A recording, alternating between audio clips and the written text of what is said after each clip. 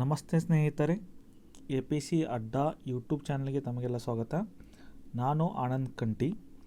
ಈ ವಿಡಿಯೋದಲ್ಲಿ ನಾನು KS 2014 ಪೇಪರ್ 2ದಲ್ಲಿ ಇರುವಂಥ ಮೆಂಟಲ್ ಅಬಿಲಿಟಿ ಕ್ವಶನ್ಸನ್ನು ಸ್ಟೆಪ್ ಬೈ ಸ್ಟೆಪ್ ಸಾಲ್ವ್ ಮಾಡ್ತಾಯಿದ್ದೀನಿ. ನಾನು ಲಾಸ್ಟ್ ವಿಡಿಯೋದಲ್ಲಿ ಕೂಡ ಏನು ಮಾಡಿದ್ದೆ, 2015 ಕ್ವಶನ್ ಪೇಪರ್ ಸಾಲ್ವ್ ಮಾಡಿದ್ದೆ, ರೈಟ್. ಸೊ 2015ದಲ್ಲಿ ಒಟ್ಟು ಎಷ್ಟು ಕ್ವಶನ್ ಕೇಳಿದ್ರು? 18 ಕ್ವಶನ್ ಕೇಳಿದ್ರು. ಅದೇ ಥರ 2014ದಲ್ಲಿ 20 ಕ್ವಶನ್ಸ್ ಕೇಳಿದ್ದಾರೆ, ರೈಟ್. ಟೋಟಲ್ ಇದಕ್ಕೆಷ್ಟೇ 30 ಕ್ವಶನ್ ಇದೆ. 30 ಕ್ವಶನ್ದಲ್ಲಿ ಮ್ಯಾಥ್ಸ್ ಮತ್ತು ರೀಸನಿಂಗ್ ಎಷ್ಟು ಕೇಳಿದಾರೆ? 20 ಕ್ವಶನ್ ಕೇಳಿದಾರೆ, ರೈಟ್. ಸೊ ಓವರಾಲ್ ಆಗಿ ಏನಾಗಿದೆ, ಮೆಂಟಲ್ ಎಬಿಲಿಟಿ 30 ಕ್ವಶನ್ ಇದೆ. ಕೆಲವೊಂದು ಪ್ರಶ್ನೆಗಳು ಯಾವುದಕ್ಕೆ ಸಂಬಂಧಪಟ್ಟಿದ್ದಾವೆ, ನಮ್ಮ ತಾರ್ಕಿಕ ಚಿಂತನೆಗೆ, ಅದರ ಮೇಲೆ ಡಿಪೆಂಡ್ ಇರ್ತಾವೆ. ಇನ್ನು ಕೆಲವೊಂದು ಮ್ಯಾಥ್ಸ್ ಮತ್ತು ರೀಸನಿಂಗ್. ನಾ ಇಲ್ಲಿ ಏನು ಸಾಲ್ವ್ ಮಾಡ್ತೀನಿಲ್ಲ, ಅದು ಮ್ಯಾಥ್ಸ್ ಮತ್ತು ರೀಸನಿಂಗ್ ಕ್ವಶನ್ಸ್. ಸೊ ಯಾಕಂದರೆ ಎಷ್ಟೋ ಜನ ಹುಡುಗರು ಗೊತ್ತಿರುತ್ತೆ, ಹೆಂಗೆ ಸಾಲ್ವ್ ಮಾಡೋದು ಗೊತ್ತಿರುತ್ತೆ, ಬಟ್ ಅಲ್ಲೇ ಎಡುತ್ತಾರೆ. ಏನೋ ಸ್ಮಾಲ್ ಮಿಸ್ಟೇಕ್ ಆಗಿ ಬಿ ಹಾಕೋದು ಆಪ್ಷನ್ನ ಸಿ ಎತ್ತ ಬಂದುಬಿಡುತ್ತೆ, ಆನ್ಸರ್ ಸಿ ಹಾಕಿಬಿಡ್ತಾರೆ. ಅದು ಎಲ್ಲಿ ಮಿಸ್ಟೇಕ್ ಆಗುತ್ತೆ, ಆ ಮಿಸ್ಟೇಕನ್ನು ನಾನಿಲ್ಲಿ ನಿಮಗೆ ಎಕ್ಸ್ಪ್ಲೇನ್ ಮಾಡ್ತಾಯಿದ್ದೀನಿ. ಅದನ್ನು ಯಾವ ಥರ ಅಪ್ರೋಚ್ ಮಾಡೋದು, ಯಾವ ಥರ ಮೆಥಡನ್ನು ಫಾಲೋ ಮಾಡೋದನ್ನು ಹೇಳ್ಕೊಡ್ತಾಯಿದ್ದೀನಿ. ಸೊ ಇದ್ರ ಜೊತೆಗೆ 2014ದಲ್ಲಿ 20 ಕ್ವಶನ್ ಕೇಳಿದರು. ಇದ್ರ ಜೊತೆಗೆ ನಾನು 2020 ಅಂದರೆ ಆಗಸ್ಟ್ದಲ್ಲಿ, ಅಂದರೆ ನಿನ್ನೆ 17 ಆಗಸ್ಟ್ ಅಂದು ಯಾವ ಎಕ್ಸಾಮ್ ಆಯಿತು? Assistant controller. ಸೊ ಸಹಾಯಕ ಲೆಕ್ಕ ನಿಯಂತ್ರಕರು ಎಕ್ಸಾಮ್ದಾಗ ಅಲ್ಲೂ ಕೂಡ ಮೆಂಟಲ್ ಎಬಿಲಿಟಿ ಕ್ವಶನ್ ಬಂದಿದ್ದಾವೆ. ಎಷ್ಟು ಬಂದಾವೆ? Total 20 question ಬಂದಾವೆ. ಅಂದರೆ ಒಂದು ಕ್ವಶನ್ಗೆ 1.5 ಮಾರ್ಕ್ಸ್, ಅಂದರೆ ಎಷ್ಟಾಯಿತು? 30 marks. So 150 ಮಾರ್ಕ್ಸಲ್ಲಿ 30 marks question mental ability, maths ಮತ್ತು ರೀಸನಿಂಗಿಂದ ಬಂದಾವೆ. ಸೊ ಆ ಕ್ವಶನ್ ಕೂಡ ಇದಕ್ಕೂ ಲಿಂಕ್ ಇದೆ. 2014 KS ಇರ್ಬೋದು, 2015 KS ಇರ್ಬೋದು, ಅಥವಾ ನಿನ್ನೆ ನಡೆದಂತಹ ಅಸಿಸ್ಟೆಂಟ್ ಕಂಟ್ರೋಲ್ ಇರ್ಬೋದು, ಅಲ್ಲೂ 20 ಕ್ವಶನ್ಸ್ ಬಂದಾವೆ. ಸೊ ಇಲ್ಲಿ ಏನು ಕ್ವಶನ್ ಬಂದಲ್ಲ, ಅದು 2014ದಲ್ಲಿ ಬಂದಿದ್ದಾವೆ, 15ದಲ್ಲಿ ಬಂದಿದ್ದಾವೆ. ಅಂದರೆ ಕ್ವಶನ್ಸ್ ರಿಪೀಟ್ ಆಗಿದಾವೆ. ಎಷ್ಟು ಕ್ವಶನ್ಸ್ ರಿಪೀಟ್ ಆಗಿದಾವೆ ಅಂದ್ರೆ around 4 to 6 marks questions repeat ಆಗಿದಾವೆ. ನೀವು ಡಾಟಾ ಇಂಟರ್ಪ್ರಿಟೇಷನ್ ಅಂದರೆ ದತ್ತಾಂಶ ಸಂಗ್ರಹಣೆಯಲ್ಲಿ ಕ್ವಶನ್ ನೋಡ್ಬೋದು. ಇಲ್ಲೊಂದು ಬ್ಯಾಟ್ರಿ ಕ್ವಶನ್ ಇರ್ತಾಯಿದೆ, ನೀವು ಕ್ವಶನ್ ಪೇಪರ್ ನೋಡ್ಬೋದು. ನಾನು ಸಾಲ್ವ್ ಮಾಡಿದ್ದೀನಿ 2020 ಆಗಸ್ಟದ ಮೆಂಟಲ್ ಎಬಿಲಿಟಿ ಕ್ವಶನ್ ಸಾಲ್ವ್ ಮಾಡಿದ್ದೀನಿ, ಅದನ್ನು ವೀಡಿಯೋ ನೋಡಿ. ಅಲ್ಲಿ ಬಂದಂಥ ಬ್ಯಾಟ್ರಿ ಕ್ವಶನ್ ರಿಪೀಟ್ ಆಗಿದೆ, ಅಂದರೆ 4 ಮಾರ್ಕ್ಸ್ ಕ್ವಶನ್ ರಿಪೀಟ್ ಆಗಿದೆ, ರೈಟ್. ಸೊ ಆದ್ದರಿಂದ ಹಳೆ ಪ್ರಶ್ನೆ ಪತ್ರಿಕೆಯಲ್ಲಿ ರೋಲ್ ಏನಾಗುತ್ತೆ, ವೆರಿ ಇಂಪಾರ್ಟೆಂಟ್ ಆಗುತ್ತೆ. ಒಂದು ಓಲ್ಡ್ ಕ್ವಶನ್ ಪೇಪರ್, ಇನ್ನೊಂದು ಸಿಲೆಬಸ್ ಏನಿರುತ್ತೋ ನಿಮ್ಗೆ ಇದು ಗೊತ್ತಿರಬೇಕು. ಯಾಕಂದ್ರೆ ನಿಮ್ಗೆ ಸಿಲೆಬಸ್ ಅನ್ನೋದು ಪ್ರತಿ ಸಿಲೆಬಸ್ದ ಒಂದೊಂದು ಕಾನ್ಸೆಪ್ಟ್ ಮೇಲೆ 1 or 2 ಕ್ವಶನ್ ಕೇಳ್ತಾರೆ. ಇಲ್ಲಿ 15 ಕಾನ್ಸೆಪ್ಟ್ ಆಗೋದು ಅಂದ್ರೆ 15 ಕಾನ್ಸೆಪ್ಟ್ ಮೇಲೆ 2 ಕ್ವಶನ್ ಕೇಳ್ತಾರೆ. ಅಂದರೆ ಎಷ್ಟಾಯಿತು? 30 ಕ್ವಶನ್ಸ್ ಆಯಿತು, ಅಂದರೆ 60 ಮಾರ್ಕ್ಸ್ ಆಯಿತು, ರೈಟ್. ಸೊ ಬೇರೆ ಯಾವುದು ಬುಕ್ ರೆಫರ್ ಮಾಡೋ ಅವಶ್ಯಕತೆ ಇಲ್ಲ. ಬುಕ್ ರೆಫರ್ ಮಾಡೋಕ್ಕಿಂತ ಸಿಲೆಬಸ್ ನೋಡೋದು. ಬುಕ್ ಅನ್ನೋದೇನು ನಿಮಗೊಂದು ಹೆಲ್ಪ್ ಮಾಡುತ್ತೆ, ಸಹಾಯ ಮಾಡುತ್ತೆ. ಆ ಬುಕ್ ನೆಕ್ಸ್ಟ್ ಸ್ಟೆಪ್, ಅದು ಫಸ್ಟ್ ಸ್ಟೆಪ್ ಏನು? ಸಿಲೆಬಸ್ ನೋಡೋದು. ಎಷ್ಟು ಮಾರ್ಕ್ಸ್ಗೆ ಕೇಳ್ತಾ ಇದ್ದಾರೆ, 8 ಮಾರ್ಕ್ಸ್ ಕೇಳ್ಬೋದು, ಇದ್ರ ಮೇಲೆ 2 ಕ್ವಶನ್ನು, ಕೋಷ್ಟಕದ ಮೇಲೆ 2 ಕ್ವಶನ್ನು, ದತ್ತಾಂಶದ ಮೇಲೆ 2 ಕ್ವಶನ್, ಈ ಥರ 2 ಮಾರ್ಕ್ಸ್ ಕ್ವಶನ್ ಕೇಳ್ತಾ ಇರ್ಬೋದು.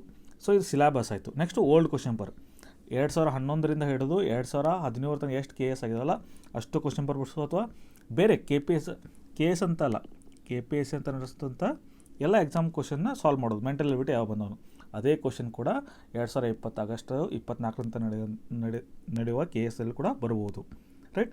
ನೋಡಿ, ಬೇಕಾದ್ರೆ ಟ್ರಯಲ್ ಮಾಡಿ ನೋಡಿ. ಏನು ಇವತ್ತು ನಾನು 2014 ಕ್ವಶನ್ ಪೇಪರ್ ಬಿಡಿಸ್ತಾ ಇದ್ದೀನಿ.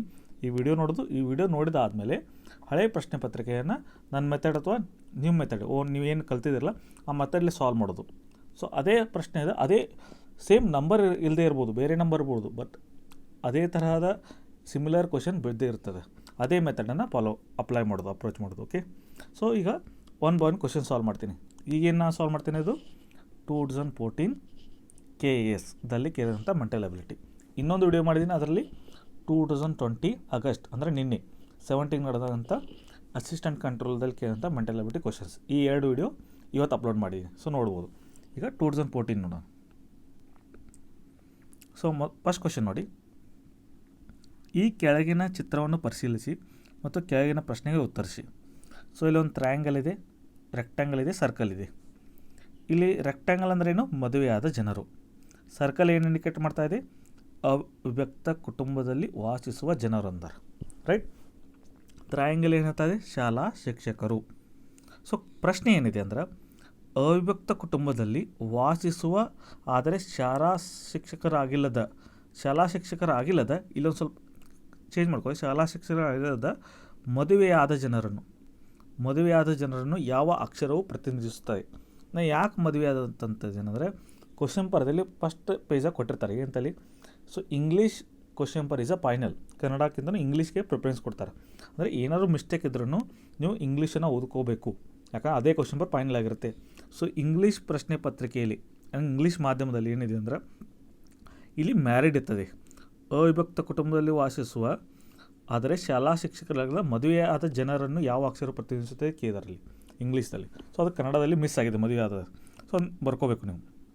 ಇಲ್ಲಿ ನೋಡಿ ಈ ಸರ್ಕಲ್ದಾಗ ಏನಾಗಿತ್ತು ಅಂದ್ರೆ ಅವಿಭಕ್ತ ಕುಟುಂಬದಾಗಿರ್ಬೇಕು, ಬಟ್ ಶಾಲಾ ಶಿಕ್ಷಕರಾಗಿರಬಾರ್ದು. ಶಾಲಾ ಶಿಕ್ಷಕರು ಯಾವುದೇ ಟ್ರಯಾಂಗಲ್ ಖರೆ ಇದನ್ನು ಬಿಟ್ಟುಬಿಡ್ಬೇಕು. ಈಗ ಇದಿರೋದು ಬಿಟ್ಟುಬಿಡ್ಬೇಕು. ಸೊ ಉಳಿದಾವ ಇಲ್ಲಿ ಲೆಟರ್ಸು STP TS ಮತ್ತು P ಉಳಿದಾವೆ. ಇವು ಶಾಲಾ ಶಿಕ್ಷಕರು ಅಲ್ಲಿವರು. ಈ ಜನರು ಶಾಲಾ ಶಿಕ್ಷಕರಲ್ಲ. ಹಾಗಾದರೆ ಅವಿಭಕ್ತ ಕುಟುಂಬದಲ್ಲಿ ವಾಸಿಸುವ ಅಂದರೆ ಅವಿಭಕ್ತ ಕುಟುಂಬ ಯಾವುದಲ್ಲಿ ಸರ್ಕಲ್ದಾಗಿರ್ಬೇಕಂತಾರೆ. ಸೊ Pನೂ ಕ್ಯಾನ್ಸಲ್ ಆಯಿತು. ಉಳಿದೇವ T ಇರಬೇಕು ಇಲ್ಲ S ಇರಬೇಕು. ಮತ್ತು ಕಂಡೀಷನ್ ಇದೆ ಅವಿಭಕ್ತ ಕುಟುಂಬದಲ್ಲಿ ವಾಸಿಸುವ ಆದರೆ ಶಾಲಾ ಶಿಕ್ಷಕರಾಗಿಲ್ಲದ ಮದುವೆಯಾದ ಜನರು ಅಂದರೆ ಮದುವೆಯಾದವ್ರು ಯಾವುದನ್ನು ಇಂಡಿಕೇಟ್ ಮಾಡ್ತಾಯಿದೆ, ರೆಕ್ಟ್ಯಾಂಗಲ್ ಮಾಡ್ತಾಯಿದೆ. ಹಾಗಾದರೆ ಮದುವೆಯಾದದ್ರಲ್ಲಿ ಯಾವುದಿದೆ S ಒಂದೇ ಇದೆ, T ಬರಲ್ಲ. ಸೊ ಆನ್ಸರ್ ಏನಾಗುತ್ತೆ S ಆಗುತ್ತೆ. ರೈಟ್. ಸೊ ಮತ್ತೊಮ್ಮೆ ಕ್ವಶನ್ ಓದಿ ನೀವು ನೋಡಿ. ಅವಿಭಕ್ತ ಕುಟುಂಬದಲ್ಲಿ ವಾಸಿಸುವ ಶಾಲಾ ಶಿಕ್ಷಕರಾಗಿಲ್ಲದ ಅಂದರೆ ಟ್ರಯಾಂಗಲ್ ಬರಲ್ಲ. ಮದುವೆಯಾದ ಜನರು ಸರ್ಕಲ್ ರೆಕ್ಟ್ಯಾಂಗಲ್ ಬರಬೇಕು S. ಸೊ S ಒಂದೇ ಬರ್ತಾಯಿದೆ. ಸೊ ಆಪ್ಷನ್ ಯಾವುದು D is a correct answer. Okay, simple ಇದೆ. ನೆಕ್ಸ್ಟ್ ಕ್ವಶನ್ ನೋಡಿ. ಸೊ ಇದು ಸಿಟ್ಟಿಂಗ್ ಅರೇಂಜ್ಮೆಂಟ್ ಇಲ್ಲಿದೆ. ಇದಕ್ಕೇಂತ ಕರಿತಾನೆ ಸಿಟ್ಟಿಂಗ್ ಅರೇಂಜ್ಮೆಂಟ್ ಅಂತ ಕರ್ತಾರೆ. ಈ ಥರ ಕ್ವಶನ್ಸ್ಗಳು ಜಾಸ್ತಿ ಬ್ಯಾಂಕಿಂಗ್ ರೈಲ್ವೇದಲ್ಲಿ ಕೇಳ್ತಾರೆ. ರೈಟ್. ಸೊ ಇದು 1 ಕ್ವಶನ್ ಕೇಳ್ಬೋದು, 2 ಕ್ವಶನ್ ಕೇಳ್ಬೋದು. ಸೊ ನೋಡಿ ಸಾಲ್ವ್ ಮಾಡ್ತೀನಿ. ಫಸ್ಟು ಪ್ಯಾರಾಗ್ರಾಫ್ ಓದಿ. EFGHIJK ಆ್ಯಂಡ್ L ಎಂಬ 8 ಮಂದಿ ಸ್ನೇಹಿತರು ಪ್ರತಿ ಬದಿಗೂ ಇಬ್ಬರಂತೆ ಒಂದು ಚೌಕಾಕಾರದ ಮೇಜಿನ ಸುತ್ತ ಕೂತಿದ್ದಾರೆ. ಇಲ್ಲಿ 3 ಹುಡುಗಿಯರಿದ್ದು ಅವರು ಪರಸ್ಪರ ಅಕ್ಕಪಕ್ಕದಲ್ಲಿ ಕೂರ್ತಿಲ್ಲ. ರೈಟ್. ಸೊ ಇದು ಕೊಟ್ಟಿದ್ದಾರೆ. ಸೊ ನಾನು ಏನು ಮಾಡ್ತೀನಿ, ಫಸ್ಟ್ ಸ್ಟೆಪ್ ಆಗಿ ಒಂದು ಚೌಕಾಕಾರ ತೊಗೋಬೇಕು. ನಾನು 2 ತೊಗೋತೀನಿ, ಯಾಕಂದ್ರೆ ಪಾಸಿಬಿಲಿಟಿ ಬೇರೆ ಬೇರೆ ಇರೋದು, ಒಂದೇ ಥರ ಅಲ್ಲ, 2 ಇರ್ಬೋದು. ಯಾಕೆ 2 ತೊಗೊಂಡು ನಾನು ಹೇಳ್ತೀನಿ ನೋಡಿ. ಫಸ್ಟ್ ಓದ್ತೀನಿ. ಜೆಯು L ಮತ್ತು F ನಡುವೆ ಇದ್ದಾರೆ. L ಮತ್ತು F ಅಂತ ಬರ್ಕೋತೀವಿ. ಸೊ ಈಗ ಜೆ ಇಲ್ಲಿ ಕೊಟ್ಟಂದ್ರೆ ಎಡಗಡೆಗೆ F ಇರ್ಬೋದು, ಬಲಗಡೆ ಎಲ್ಲೂ ಇರ್ಬೋದು. ಸೊ ಇದೊಂದು ಕೇಸು ಹಿಂಗೂ ಕುಣ್ಬೋದು ಹೇಳ್ಬೋದು. ಅದಕ್ಕೆ ನಾನು 2 ಚೌಕಾಕಾರನ ತಗೊಂಡಿದ್ದೀನಿ. ಓಕೆ, ನೆಕ್ಸ್ಟ್ ನೋಡಿ. ಜಿಯು I ಮತ್ತು F ನಡುವೆ ಇದ್ದಾರೆ. I ಮತ್ತು F ನಡುವೆ ಅಂದರೆ ಜಿ ಇಲ್ಲಿ ಬರುತ್ತಾ, I ಮತ್ತು F ನಡುವೆ ಜಿ ಇದ್ದಾರೆ. ಆ ಥರ ಜಿಯು I ಮತ್ತು F ನಡುವೆ ಇದ್ದಾರೆ. ಕರೆಕ್ಟ್ ಇದೆಯಾ? ಓಕೆ, ನೆಕ್ಸ್ಟ್ ನೋಡಿ. ಇದು ಮುಗಿತು. H ಒಬ್ಬ ಹುಡುಗಿಯಾಗಿದ್ದು ಜೆ ಎಡಕ್ಕೆ ಎರಡನೆಯವರಾಗಿದ್ದಾರೆ. ಸೊ ಇವರು ಎಲ್ಲರೂ ಇನ್ಸೈಡ್ ಪೇಸ್ ಮಾಡ್ತಿರ್ತಾರೆ ತಿಳ್ಕೊಬೇಕು. ನಾವು ಎಲ್ಲರೂ ಇನ್ಸೈಡ್ ಪೇಸ್ ಮಾಡೋದಾರ ತಿಳ್ಕೊಬೇಕು, ಅಜ್ಯೂಮ್ ಮಾಡ್ಕೋಬೇಕು. ಓಕೆ, ಇಲ್ಲಿ ನೋಡಿ. H ಒಬ್ಬ ಹುಡುಗಿಯಾಗಿದ್ದು ಜೆ ಎಡಕ್ಕೆ ಅಂದರೆ ಈ ಕಡೆ, ಎಡಕ್ಕೆ ಅಂದರೆ ಇದು, ಯಾಕಂದರೆ ಇವರು ಈ ಕಡೆ ಪೇಸ್ ಮಾಡ್ತಿರ್ತಾರೆ. ಇವರು ಎಡ ಏನಾಗುತ್ತೆ, ಈ ಕಡೆ ಆಗುತ್ತೆ. ಎಡಕ್ಕೆ ಎರಡನೇ ಆಗಿ ಸೊ ಇಲ್ಲಿ ಅವರ ಹುಡುಗಿಯಾಗಿದ್ದಾರೆ, ಎರಡನೇವರಾಗಿ ಕೂತಿದ್ದಾರೆ. ಸೊ ಜೆ ಎಡಕ್ಕೆ ಅಂದರೆ ಇದು ಬರುತ್ತೆ. ಬಟ್ ಆಲ್ರೆಡಿ ಜಿ ಇದೆ, ಅಲ್ಲಿ H ಬರಬೇಕಿತ್ತು ಎಡಕ್ಕೆ ಅಂದರೆ, ಆವಾಗ ಇದು ಪಾಸಿಬಿಲಿಟಿ ರಾಂಗ್ ಆಗುತ್ತೆ. ಸೊ ಅವಾಗ ನಾವು ಇದನ್ನು ಕಂಟಿನ್ಯೂ ಮಾಡಬೇಕು, ಇದು ತೆಗಿಬೇಕು. ಸೊ ತೆಗಿತೀನಿ ಅದನ್ನ. ಸೊ ಇದು ಬರೋಲ್ಲ, ಯಾಕಂದರೆ H ಬರಬೇಕಿತ್ತು ಅಲ್ಲಿ. ಸೊ ಈಗ ನೋಡಿ H ಬರ್ತೀವಿ, ಇದು ಆಯಿತು. ಎರಡನೇವ್ರಿಗೆ ಜೆ ಎಡಕ್ಕೆ ಎರಡನೇವರಾಗಿ ಕೂರ್ತಿದ್ದಾರೆ ಮತ್ತು ಲೇಡೀಸ್ ಅದಾರ. F ಒಬ್ಬ ಹುಡುಗನಾಗಿದ್ದು ಮಹಿಳಾ ಸದಸ್ಯರಾಗಿರೋ ಈ ಎದುರುಗಡೆ. F ಒಬ್ಬ ಹುಡುಗನಾಗಿತ್ತು ಅಂದರೆ ಪ್ಲಸ್ ಅಂದರೆ ನಾನು ತೊಗೋತೀನಿ ಹುಡುಗ, ಮೈನಸ್ ಅಂದರೆ ಹುಡುಗಿ. Fನ ಎದುರುಗಡೆ ಕೂತಿದ್ದಾರೆ. ಅನ್ನೋದು ಏನು, ಹುಡುಗಿ. F ಒಬ್ಬ ಹುಡುಗನದು ಮಹಿಳಾ ಸದಸ್ಯರಾಗಿರೋ ಈನ ಎದುರುಗಡೆ ಕೂತಿದ್ದಾರೆ. ರೈಟ್, ಇದು ಆಯಿತು. F ಮತ್ತು I ನಡುವೆ ಒಬ್ಬ ಹುಡುಗಿ ಇದ್ದಾಳೆ. F ಮತ್ತು I ನಡುವೆ ಯಾರ್ದ ಒಂದು ಹುಡುಗಿ ಇದ್ದಾಳೆ. ರೈಟ್. ಹಾಗಾದ್ರೆ ಉಳಿದ ಲೆಟ್ರ್ ಯಾವುದಿಲ್ಲಿ, EFGHIJK. ಕೆ ಇಲ್ಲ, ಕೆ ಅಂದರೆ ಇಲ್ಲಿ ಬರುತ್ತೆ. ರೈಟ್. ಅವ್ರು ಇನ್ನೊಂದು ಕೊಟ್ಟಿದ್ದಾರೆ. ಇಲ್ಲಿ 3 ಹುಡುಗಿಯರಿದ್ದಾರೆ. 3 ಹುಡುಗಿಯರು ಯಾರು, HEG. 3 ಹುಡುಗಿಯರು ಅದಾರೆ. ಉಳಿದವರಲ್ಲೇ ಅಂತಾರೆ ಹುಡುಗರು ಅದಾರ ಅಂತ. ಹಾಗಾದ್ರೆ ಉಳಿದವ್ರಲ್ಲ ಹುಡುಗರು ಅಂದರೆ ಪ್ಲಸ್ ತೊಗೋತೀನಿ. ರೈಟ್. ಈಗ ಪ್ರಶ್ನೆ ಇದು ಅರೇಂಜ್ಮೆಂಟ್ ಮಾಡಿದ್ರಿ, ಈ ಅರೇಂಜ್ಮೆಂಟ್ ಮಾಡಿದ ಬೇಸ್ ಮೇಲೆ ಪ್ರಶ್ನೆಯನ್ನು ಕೇಳ್ತಾರೆ, ಅದಕ್ಕೆ ಉತ್ತರಿಸಬೇಕು ನಾವು. ಫಸ್ಟ್ ಕ್ವಶನ್ ನೋಡಿ, ಜೆ ಮತ್ತು ಕೆ ಕುರಿತಂತೆ ಯಾವುದು ಸರಿ? ಜೆ ಹುಡುಗ, ಕೆ ಹುಡುಗಿ. ಜೆ ಹುಡುಗ, ಕೆ ಹುಡುಗಿ ಇಲ್ಲ, ಇಬ್ಬರು ಹುಡುಗರು. ಇಬ್ಬರು ಹುಡುಗರು ಆಪ್ಷನ್ ಇದೆಯಾ? ಇದೆ, ಇಬ್ಬರು ಹುಡುಗರು. ಜೆ ಮತ್ತು ಕೆ ಏನಾದರೂ ಇಬ್ಬರು ಹುಡುಗರು ಅದಾರ. ಸೊ ಆಪ್ಷನ್ ಯಾವುದು? D is the correct answer. Next question ನೋಡಿ, 583 ಜನರು 385 ದಿನಗಳಲ್ಲಿ 385 ಬುಟ್ಟಿಗಳನ್ನು ತಯಾರಿಸಬಲ್ಲವರು. ಎಲ್ಲರೂ ಒಂದೇ ರೀತಿಯ ವೇಗದಲ್ಲಿ ಕೆಲಸ ಮಾಡುತ್ತಾರೆ. ಸೊ ಇದೇ ಪ್ರಶ್ನೆಯನ್ನು ನಾನು 2015 ಕ್ವಶನ್ ಪೇಪರ್ದಲ್ಲೂ ಬಿಡಿಸಿದ್ದೀನಿ. ರೈಟ್, ಯಾವುದು ಬೇಸ್ ಮೇಲೆ? ಇದು ವರ್ಕ್ ಟೈಮ್ ಬೇಸ್ ಮೇಲೆ. ರೈಟ್, ಎಲ್ಲ ಬುಟ್ಟಿಗೂ ಒಂದೇ ರೀತಿಯ ಪ್ರಯತ್ನ ಮಾಡಬೇಕು ಅಂದರೆ ವರ್ಕ್ ಕೆಪಾಸಿಟಿ ಸೇಮ್ ಇರಬೇಕು, ಅವ್ರ ವರ್ಕ್ ಕೆಪಾಸಿಟಿ ಸೇಮ್ ಇರಬೇಕು. ಇಂಥ 2 ಬುಟ್ಟಿಗಳನ್ನು ತಯಾರಿಸಲು ಒಬ್ಬ ವ್ಯಕ್ತಿಗೆ ಎಷ್ಟು ಸಮಯ ಬೇಕಾಗುತ್ತದೆ ಕೇಳಿದರು. ಸೊ ನೋಡಿ, ಈ ಥರ ಇದ್ದಾಗ ನಾನು ಫಾರ್ಮುಲಾ ಹೇಳಿದ್ದೀನಿ, ಇದಕ್ಕೊಂದು ಫಾರ್ಮುಲಾ ಪೆಕ್ಸ್ ಫಾರ್ಮುಲಾ ಇದೆ, ಇದನ್ನು ನೀವು ಬೇರೆ ಥರನೂ ಸಾಲ್ವ್ ಮಾಡ್ಬೋದು. ಬಟ್ ಇಲ್ಲಿ ಫಾರ್ಮುಲಾ ಇದೆ, ಏನಂತಲ್ಲಿ M D work efficiency equal to MD1 M2 D2 efficiency to W2. So ಇದ್ರ ಏನಂದ್ರೆ, ಎಮ್ ಅಂದ್ರೆ ನಂಬರ್ ಆಫ್ ಮ್ಯಾನ್, ಅಂದ್ರೆ ನಂಬರ್ ಆಫ್ 2 ಜನ ಅದಾರ ಅಂದಾಗ, ಡಿ ಅಂದ್ರೆ 2 ಜನ ತೊಗೋತಾರೆ. ಇದಕ್ಕೆ ಏನಂತ ಕರೀತಾರೆ? ಈಟಾ ಅಂದ್ರೆ ಏನು? ಎಫಿಷಿಯನ್ಸಿ, ಕೆಪಾಸಿಟಿ ಅದ. ಇಷ್ಟು ಜನಗೂ ಕೆಪಾಸಿಟಿ ಹಿಡಿದ್ರೆ ಇಷ್ಟು ಜನ ಕೆಪಾಸಿಟಿ. ಬಟ್ ಇಲ್ಲಿ ಕೆಪಾಸಿಟಿ ಎಲ್ಲರದು ಸೇಮ್ ಇದೆ, ಅಂದರೆ ವೇಗ ಎಷ್ಟೇ ವೇಗದಲ್ಲಿ ಎಲ್ಲರೂ ಅಷ್ಟೇ ವೇಗದಲ್ಲಿ ಕೆಲಸ ಮಾಡಿದಾರೆ. ಸೊ ಅವಾಗ ಏನಾಗುತ್ತೆ? M1 D1 / W1 M2 D2 W2. So first ಕೇಸಲ್ಲಿ 2 ಜನ ಅದಾರ, 583 ಜನರು 385 ದಿನಗಳಲ್ಲಿ ಎಷ್ಟು ಬುಟ್ಟಿ ತಯಾರಿಸ್ತಾರೆ? 385 ಬುಟ್ಟಿ ತಯಾರಿಸ್ತಾರೆ. ಎರಡನೇ ಕೇಸಲ್ಲಿ ಇಂಥ 2 ಬುಟ್ಟಿಗಳನ್ನು, 2 ಬುಟ್ಟಿ ಅಂದರೆ W2 ವರ್ಕ್, 2 ಬುಟ್ಟಿಗಳನ್ನು ತಯಾರಿಸಲು ಒಬ್ಬ ವ್ಯಕ್ತಿಗೆ ಅಂದರೆ ಮ್ಯಾನ್, ಎಷ್ಟು ವ್ಯಕ್ತಿ? ಒಬ್ಬ ವ್ಯಕ್ತಿಗೆ ಎಷ್ಟು ದಿನ ಬೇಕಾಗುತ್ತದೆ? ಡಿ ಬೇಕಾಗಿದೆ. ಸೊ ಇನ್ನು ಸಾಲ್ವ್ ಮಾಡಿ, ಇದು ಕ್ಯಾನ್ಸಲ್ ಆಯಿತು. So ಉಳಿಯೋದಲ್ಲಿ 583 D2/2. ಸೊ ಇಲ್ಲಿ 583 × 2 equal to D2. So D2 ಎಷ್ಟಾಗುತ್ತೆ? ಇಲ್ಲಿ 583 × 2 1166, 1166. ಆಪ್ಷನ್ ಯಾವುದು? ಸಿ. ಇಷ್ಟು ದಿನಗಳು ಬೇಕಾಗ್ತಾವೆ. ರೈಟ್, ಒಬ್ಬ ಮನುಷ್ಯಾಗ ಅಂದರೆ 2 ಬುಟ್ಟಿ ತಯಾರು ಮಾಡೋಕ್ಕೆ ಎಷ್ಟು ಸಮಯ ಬೇಕಾಗಿತ್ತು ಸರ್? ಇಂಥ 2 ಬುಟ್ಟಿಗೆ ತಯಾರು ಮಾಡೋದು ಇಷ್ಟು 1166 ದಿನಗಳು ಬೇಕಾಗಿತ್ತು. Right, option C is the correct answer. Next question ನೋಡಿ, ಸಿಂಪಲ್ ಕ್ವಶನ್ ಇರ್ತಾವೆ. ನೀವು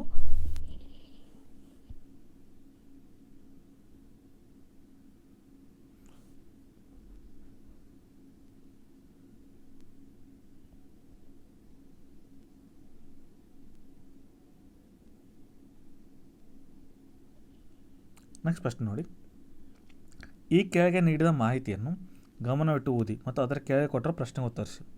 ಸೊ ಈ ಪ್ಯಾರಾಗ್ರಾಫ್ ಓದಬೇಕು, ಈ ಪ್ರಶ್ನೆಗೆ ಉತ್ತರ ಕೊಡಬೇಕು. ಓಕೆ, ರಾಮು ಮತ್ತು ಶ್ಯಾಮು ಇವರಿಬ್ಬರ ಆದಾಯದ ಒಟ್ಟು ಮೊತ್ತವು ಚಂದ್ರು ಮತ್ತು ದೀಪುರ ಆದಾಯದ ಒಟ್ಟು ಮೊತ್ತಕ್ಕಿಂತ ಹೆಚ್ಚಿದೆ. ಸೊ ರಾಮು ಮತ್ತು ಚಂದ್ರರ ಆದಾಯವು ಒಟ್ಟು ಮೊತ್ತವು ಶ್ಯಾಮು ಮತ್ತು ದೀಪುರ ಆದಾಯದ ಒಟ್ಟು ಮೊತ್ತಕ್ಕೆ ಸಮನಾಗಿದೆ. ಅಲ್ಲದೆ ಶ್ಯಾಮು ಮತ್ತು ದೀಪುವರ ಆದಾಯವು ಒಟ್ಟು ಮೊತ್ತದ ಅರ್ಧದಷ್ಟು ರಾಮು ಗಳಿಸುತ್ತಾನೆ. ಸೊ ಈ ಥರ ಓದೋದ್ರಿಂದ ನಿಮ್ಗೆ ಅರ್ಥ ಆಗಲ್ಲ ಕ್ವಶನ್. ಯಾವಾಗಲೂ ಸ್ಟೇಟ್ಮೆಂಟ್ ಓದಬೇಕು, ಆ ಥರ ಇಂಡಿಕೇಟ್ ಮಾಡಬೇಕು. ರಾಮು ಅಂದರೆ ಏನು ತೊಗೋತೀನಿ? 6 ತೊಗೋತೀನಿ. ರಾಮು ಮತ್ತು ಶ್ಯಾಮು ಇವರಿಬ್ಬರ ಒಟ್ಟು ಆದಾಯ ಹೆಂಗೆ? ರಾಮು ಮತ್ತು ಶ್ಯಾಮು ಎಷ್ಟು ತೊಗೋತೀನಿ? ಇವರಿಬ್ಬರ ಒಟ್ಟು ಆದಾಯ ಮೊತ್ತವು ಚಂದ್ರು ಮತ್ತು ದೀಪುರ ಆದಾಯ ಒಟ್ಟು ಮೊತ್ತಕ್ಕಿಂತ ಹೆಚ್ಚಿದೆ. ಅಂದರೆ ಇವರು ಇಬ್ಬರದು ಸ್ಯಾಲ್ರಿ ಯಾರಕ್ಕಿಂತ? ಚಂದ್ರು ಮತ್ತು ದೀಪುರ ಆದಾಯಕ್ಕಿಂತ ಒಟ್ಟು ಮೊತ್ತಕ್ಕಿಂತ ಹೆಚ್ಚಿದೆ. ಇವರಿಬ್ಬರದು ಸ್ಯಾಲ್ರಿಗಿಂತ ಇವರಿಬ್ಬರು ಸ್ಯಾಲ್ರಿ ಹೆಚ್ಚಿದೆ ಅಂತ ಹೇಳ್ತಿದ್ದಾರೆ. ಮುಗಿತಾ? ಒಂದು ಸ್ಟೇಟ್ಮೆಂಟ್ ಮುಗಿತಿಲ್ಲಿ, ಏನು ಬಿಡಿ. ನೆಕ್ಸ್ಟ್ ನೋಡಿ, ರಾಮು ಮತ್ತು ಚಂದ್ರರ ಆದಾಯವು ಒಟ್ಟು ಮೊತ್ತವು ಶ್ಯಾಮು ಮತ್ತು ದೀಪು ಅವರ ಆದಾಯದ ಒಟ್ಟು ಮೊತ್ತಕ್ಕೆ ಸಮನಾಗಿದೆ. ಸೊ 2 ಮೊತ್ತಕ್ಕೆ ಸಮನಾಗಿದೆ ಅಂತ ಕೊಟ್ಟಿದ್ದಾರೆ. ರೈಟ್, ಅಲ್ಲದೆ ಶ್ಯಾಮು ಮತ್ತು ದೀಪುರ ಆದಾಯವು ಒಟ್ಟು ಮೊತ್ತದ ಅರ್ಧದಷ್ಟು ರಾಮು ಗಳಿಸುತ್ತಾನೆ. ನೋಡಿ, ಎರಡನೇ ಸ್ಟೇಟ್ಮೆಂಟ್ ಮುಗಿತೀಗ, ಇದು ಮುಗೀತು. ಈಗ ನೋಡಿ ಉಳಿತು, ಅಲ್ಲದೆ ಶ್ಯಾಮು ಮತ್ತು ದೀಪುರ ಆದಾಯವು ಆದಾಯದ ಒಟ್ಟು ಮೊತ್ತದ ಅರ್ಧದಷ್ಟು. ಶ್ಯಾಮು ಮತ್ತು ದೀಪುರ ಆದಾಯದ ಮೊತ್ತದ ಅರ್ಧದಷ್ಟು. ಶ್ಯಾಮು ಮತ್ತು ದೀಪುರ ಆದಾಯದ ಮೊತ್ತದ ಒಟ್ಟು ಮೊತ್ತದ ಅರ್ಧದಷ್ಟು ಅಂದರೆ 2 ಭಾಗದಷ್ಟು ಯಾರು ಗಳಿಸ್ತಾರೆ? ರಾಮು ಗಳಿಸ್ತಾರೆ ಅಂತ ಕೊಟ್ಟಿದ್ದಾರೆ. ಸೊ 3 ಸ್ಟೇಟ್ಮೆಂಟನ್ನು ಎಲ್ಲಿ ಫುಲ್ ಪಾಯಿಂಟ್ ಇದೆಯಲ್ಲ ಅಲ್ಲಿ 3 ಸ್ಟೇಟ್ಮೆಂಟ್ನ 1 by 1 ನಾನು ಈಕ್ವೇಷನ್ ಫಾರ್ಮ್ದಲ್ಲಿ ಬರೆದಿದ್ದೀನಿ. ಈಗ ಇದನ್ನು ಸಾಲ್ವ್ ಮಾಡಬೇಕು. ಇಲ್ಲಿ ನೋಡಿ, ನಾನು ಲಾಸ್ಟಿಂದ ಫಸ್ಟ್ ಹೋಗ್ತೀನಿ. ಇಲ್ಲಿ ಇದನ್ನು ಹೆಂಗೆ ಬರ್ಕೋಬೋದು, S plus D equal to 2 ಈ ಕಡೆ ಹೋದರೆ 2r ಅಂತ ಬರ್ಕೋಬೋದು, ರೈಟ್. ಹಾಗಾದರೆ ಎಸ್ ಪ್ಲಸ್ ಡಿ ಅಂದರೆ 2r ಅನ್ನು. ಸೊ ಎಸ್ ಪ್ಲಸ್ ಡಿ ಇಲ್ಲಿದೆ, ಇದನ್ನೇನಂತ ಬರ್ಕೋತೀನಿ, 2r ಅಂತ ಬರ್ಕೋತೀನಿ, ರೈಟ್. 2r ಅಂತ ಬರ್ಕೋತೀನಿ. ಸೊ ಉಳಿತೇನಲ್ಲಿ ಇಲ್ಲಿ ನೋಡಿ r plus c equal to 2r ಅಂತ ಇದೆ. ಅವಾಗ ಸಿ ಇಲ್ಲೇ ಇಡ್ತೀನಿ, ಆರ್ ಈ ಕಡೆ ಹೋದ್ರೆ ಏನಾಗುತ್ತೆ, 2r ಮೈನಸ್ ಆರ್ ಆಗುತ್ತೆ. ಸೊ ಎಷ್ಟು ಸಿ ಎಷ್ಟು ಬರುತ್ತೆ ಇಲ್ಲಿ, ಆರ್ ಅಷ್ಟೇ ಬರುತ್ತೆ. So c equal to r ಬರುತ್ತೆ. ಸಿ ಅಂದರೆ ನಾವು ಈಗ ಏನೋ ಮಾಡೋದು ಬೇಡ, ಸಿ ಅಂದರೆ ಚಂದ್ರು, ಆರ್ ಅಂದರೆ Ramu. C equal to r ಬತ್ತು. ನಾನು ಎಲ್ಲಿ ಸಿ ಇದೆಲ್ಲ ಅಲ್ಲಿ ಆರ್ ಹಾಕ್ತೀನಿ. ಸೊ ಈಗ ಸೆಕೆಂಡ್ ಸ್ಟೆಪ್ ಮುಗಿತು, ತರ್ಡ್ ಮುಗಿದಿದೆ, ಸೆಕೆಂಡ್ ಮುಗಿತು. ಈಗ ಫಸ್ಟ್ ಹೋಗ್ತೀನಿ, ಸಿ ಇದ್ದಲ್ಲಿ ಆರ್ ಇದೆ, ಇದು ಆರ್ ಅಂತ ಮಾಡ್ಕೋತೀನಿ, ಇದು ಆರ್ ಅಂತ ಮಾಡಿದ್ದೀನಿ. ಅವಾಗ ಆರ್ ಏನಾಗುತ್ತೆ ಇಲ್ಲಿ, ಆರು ಕ್ಯಾನ್ಸಲ್ ಆಗುತ್ತೆ. ಸೊ ಉಳಿಯೋದೇನೋ ಲಾಸ್ಟ್ ಫಸ್ಟ್ ಸ್ಟೆಪ್ದಲ್ಲಿ S is greater than D. ಹಾಗಾದ್ರೆ ಯಾರ ಆದಾಯ ಹೆಚ್ಚಿದೆ ಇಲ್ಲಿ, ಯಾಕಂದ್ರೆ ರಾಮು ಮತ್ತು ಚಂದ್ರದು ಸೇಮ್ ಅದಾವೆ.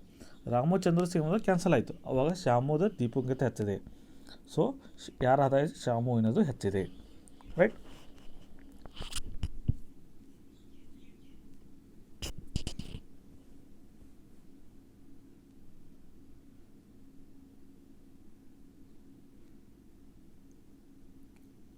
ಸೊ ನೆಕ್ಸ್ಟ್ ಕ್ವೆಶ್ಚನ್ ನೋಡಿ, 3, 10, 101 ಈ ಸರ್ನಲ್ಲಿ ನಂತರದಲ್ಲಿ ಬರಬೇಕಾದ ಸಂಖ್ಯೆ ಯಾವುದು?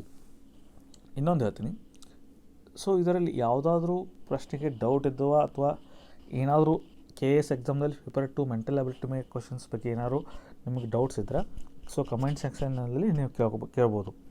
ಅಥವಾ ಈ ವಿಡಿಯೋ ನಿಮ್ಮ ಎಕ್ಸ್ಪ್ಲನೇಷನ್ ನಿಮಗೆ ಲೈಕ್ ಆಗಿದ್ದರೆ ಸೊ ಕೆಳಗಿರುವಂಥ ಲೈಕ್ ಬಟನ್ ಒತ್ತಿ, ಅದೇ ಥರ ಶೇರ್ ಮಾಡಿ, ಸಬ್ಸ್ಕ್ರೈಬ್ ಆಗಿ, ಯೂಟ್ಯೂಬ್ ಚಾನಲ್ಗೆ ಸಬ್ಸ್ಕ್ರೈಬ್ ಆಗಿ. Okay,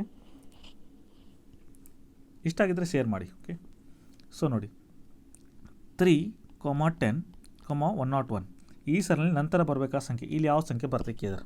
so number series question ಕೇಳಿದ್ರಲ್ಲಿ, ರೈಟ್. ಪ್ರತಿ ವರ್ಷ ಒಂದು ನಂಬರ್ ಸೀರೀಸ್ ಕ್ವಶನ್ ಇದ್ದೇ ಇರುತ್ತೆ. ಓಕೆ, ಸೊ ಇದು ಹೆಂಗೆ ಬರೋದು ಅಂದರೆ ಇಲ್ಲಿ ಒಂದಕ್ಕಿಂತ ಒಂದು ನೋಡಿ ಎಷ್ಟು ಡಬಲ್ ಆಗಿ ಅಂದರೆ ಸಡನ್ಲಿ ಇನ್ಕ್ರೀಸ್ ಆಗಿದೆ ಅಂದರೆ ಅಲ್ಲಿ ಯಾವ ಪ್ರೊಸೆಸ್ ಇರುತ್ತೆ, ಮಲ್ಟಿಪ್ಲಿಕೇಶನ್ ಪ್ರೊಸೆಸ್ ಇರುತ್ತೆ ಅಥವಾ ಸ್ಕ್ವೇರ್ ಪ್ರೊಸೆಸ್ ಇರುತ್ತೆ ಅಂತ. ಸೊ ಈಗ ಫಸ್ಟ್ 3 ಬರ್ಕೋತೀನಿ. 10 ಹೆಂಗೆ ಬರ್ಕೋಬೋದು ಅಂದರೆ ಪ್ರೀವಿಯಸ್ ನಂಬರ್ ಸ್ಕ್ವೇರ್ ಪ್ಲಸ್ 1 ಅಂತ ಬರ್ಕೋಬೋದು. ಅಂದರೆ 3 ಸ್ಕ್ವೇರ್ ಪ್ಲಸ್ 1 ಅಂದರೆ 9 ಪ್ಲಸ್ 1 ಅಂತ ಬರ್ಕೋಬೋದು. ಅದೇ ಥರ 101 ಹೆಂಗೆ ಬರ್ಕೋಬೋದು, ರೈಟ್. ಈಗ 10 ಸ್ಕ್ವೇರ್ ಪ್ಲಸ್ 1 ಅಂತ ಬರ್ಕೋಬೋದು, ಅಂದರೆ 100 ಪ್ಲಸ್ 1 ಅಂತ ಬರ್ಕೋಬೋದು, ರೈಟ್. ಹಾಗಾದ್ರೆ ನೆಕ್ಸ್ಟ್ ನಂಬರ್ ಏನಾಗಿರುತ್ತೆ ನಮ್ಮದು 101 square previous number square plus 1 ಆಗಿರುತ್ತೆ. ಸೊ ಹಾಗಾದ್ರೆ 101 ಸ್ಕ್ವೇರ್ ಹೆಂಗೆ ಕ್ಯಾಲ್ಕುಲೇಟ್ ಮಾಡ್ತೀರಾ, 101 ಸ್ಕ್ವೇರ್ ಹೆಂಗೆ ಮಾಡ್ತೀರಾ? ಸೊ ಇದಕ್ಕೆ ಇದನ್ನು ಹಿಂಗೂ ಮಾಡ್ಬೋದು, 101 × 101, ಅಥವಾ ವೇದಿಕ್ ಮ್ಯಾಥ್ಸ್ ಅಪ್ಲೈ ಮಾಡ್ಬೋದು. ವೇದಿಕ್ ಮ್ಯಾಥ್ಸ್ ಪ್ರಕಾರ ಹೆಂಗೆ ಮಾಡ್ತೀರಾ, ಇಲ್ಲಿ 101 ಬರ್ಕೊಳ್ಳೋದು, ರೈಟ್. ಸೊ ಇದರ ಬೇಸ್ ಏನಿರುತ್ತೆ 100 ಇರುತ್ತೆ, ಬೇಸ್ 100 ಇರುತ್ತೆ. ಹಾಗಾದ್ರೆ ಡಿಫ್ರೆನ್ಸ್ ಏನಾಗುತ್ತೆ, ಬೇಸ್ಗೂ ನಂಬರ್ಗೂ 1 ಡಿಫ್ರೆನ್ಸ್ ಆಗುತ್ತೆ. ಸೊ ಈಗ ಫಸ್ಟ್ ನಂಬರ್ಗೆ ಸೆಕೆಂಡ್ ಡಿಫ್ರೆನ್ಸ್ನ ಆ್ಯಡ್ ಮಾಡೋದು, ಅಂದರೆ ಎಷ್ಟಾಗುತ್ತೆ 101 ಪ್ಲಸ್ 1 102 ಆಗುತ್ತೆ, ರೈಟ್. 101 ಪ್ಲಸ್ 102 ಆಗುತ್ತೆ. ಈಗ ಡಿಫ್ರೆನ್ಸ್ನ ಮಲ್ಟಿಪ್ಲೈ ಮಾಡೋದು, 1 × 1 1 ಆಗುತ್ತೆ. ಬಟ್ 1 ಇರೋದ್ರಿಂದ ಈಗ ಇಲ್ಲಿ 8 ನಂಬರ್ ಬೇಕಂದ್ರೆ 2 ಡಿಜಿಟ್ ಬೇಕು, ಯಾಕಂದ್ರೆ ನಂಬರ್ ಆಫ್ ಜೀರೋಸ್ ಎಟ್ ಅದಾವೆ, ಇಲ್ಲಿ 2 ಅದಾವೆ. 2 ಡಿಜಿಟ್ ಬೇಕಂದ್ರೆ 1 ಹೆಂಗೆ ಬರ್ಬೋದು, 0 ಅಂತ ಬರ್ಬೋದು. ಸೊ ಈಗ ಇದು ಸ್ಕ್ವೇರ್ ಎಟ್ಟಾಯ್ತು, ನೀವು ಕ್ಯಾಲ್ಕುಲೇಟ್ರಿಂದ ಮಾಡಿ ನೋಡಿದಾಗ ಇಷ್ಟೇ ಬರುತ್ತೆ. ವೇದಿಕ್ ಮ್ಯಾಥ್ಸ್ ಅಪ್ಲೈ ಮಾಡೋದು ಇಷ್ಟೇ ಬರುತ್ತೆ. ಸೊ ವೇದಿಕ್ ಮ್ಯಾಥ್ಸ್ ಇಂಪಾರ್ಟೆಂಟ್ ಇಲ್ಲಿ. ಸೊ ಸ್ಕ್ವೇರ್ ಟು 101 ಅಷ್ಟು ಬಂತು. ಇದಕ್ಕೆ ಪ್ಲಸ್ 1 ಆ್ಯಡ್ ಮಾಡಬೇಕು ರೂಲ್ಸ್ ಪ್ರಕಾರ. 101 2 1 ಪ್ಲಸ್ 1 ಮಾಡಬೇಕು, ಎಷ್ಟಾಗುತ್ತೆ ಅದು 101 202 ಅಂತ ಬರುತ್ತೆ. ಸೊ ಹಾಗಾದ್ರೆ ಆಪ್ಷನ್ ಯಾವುದು, C is the correct answer. Okay, next ಪ್ರಶ್ನೆ ನೋಡಿ.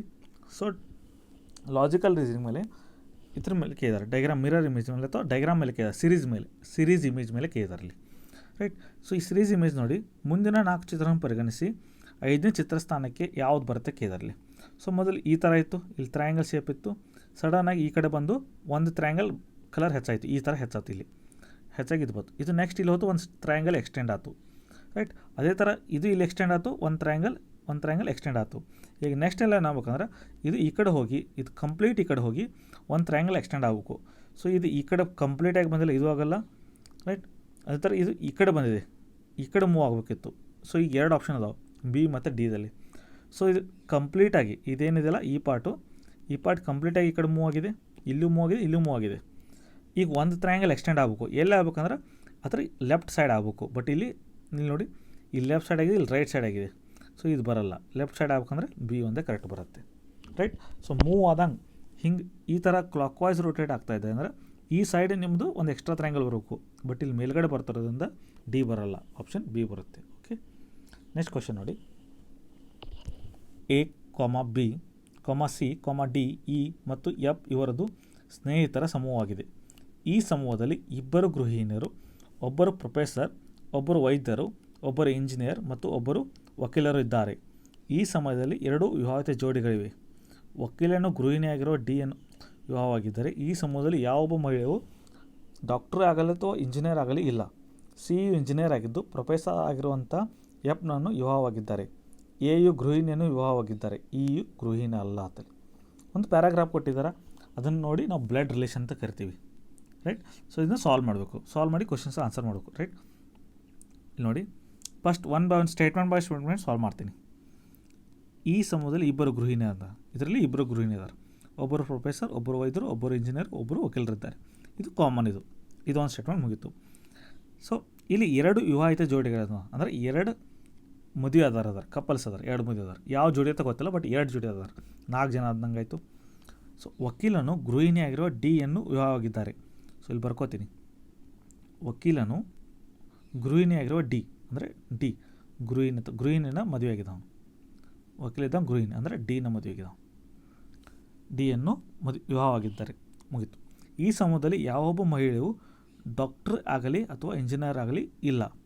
ಅಂದರೆ ಯಾವ ಮಹಿಳೆ ಕೂಡ ಇಂಜಿನಿಯರ್ ಅಥವಾ ಡಾಕ್ಟರ್ ಇಲ್ಲ ಅಂತ ಹೇಳಿದ್ದಾರೆ. ಸೊ ಇದನ್ನ ಪಾಯಿಂಟ್ ಔಟ್ ಮಾಡೋಣ, ಆಮೇಲೆ ನೋಡೋಣ.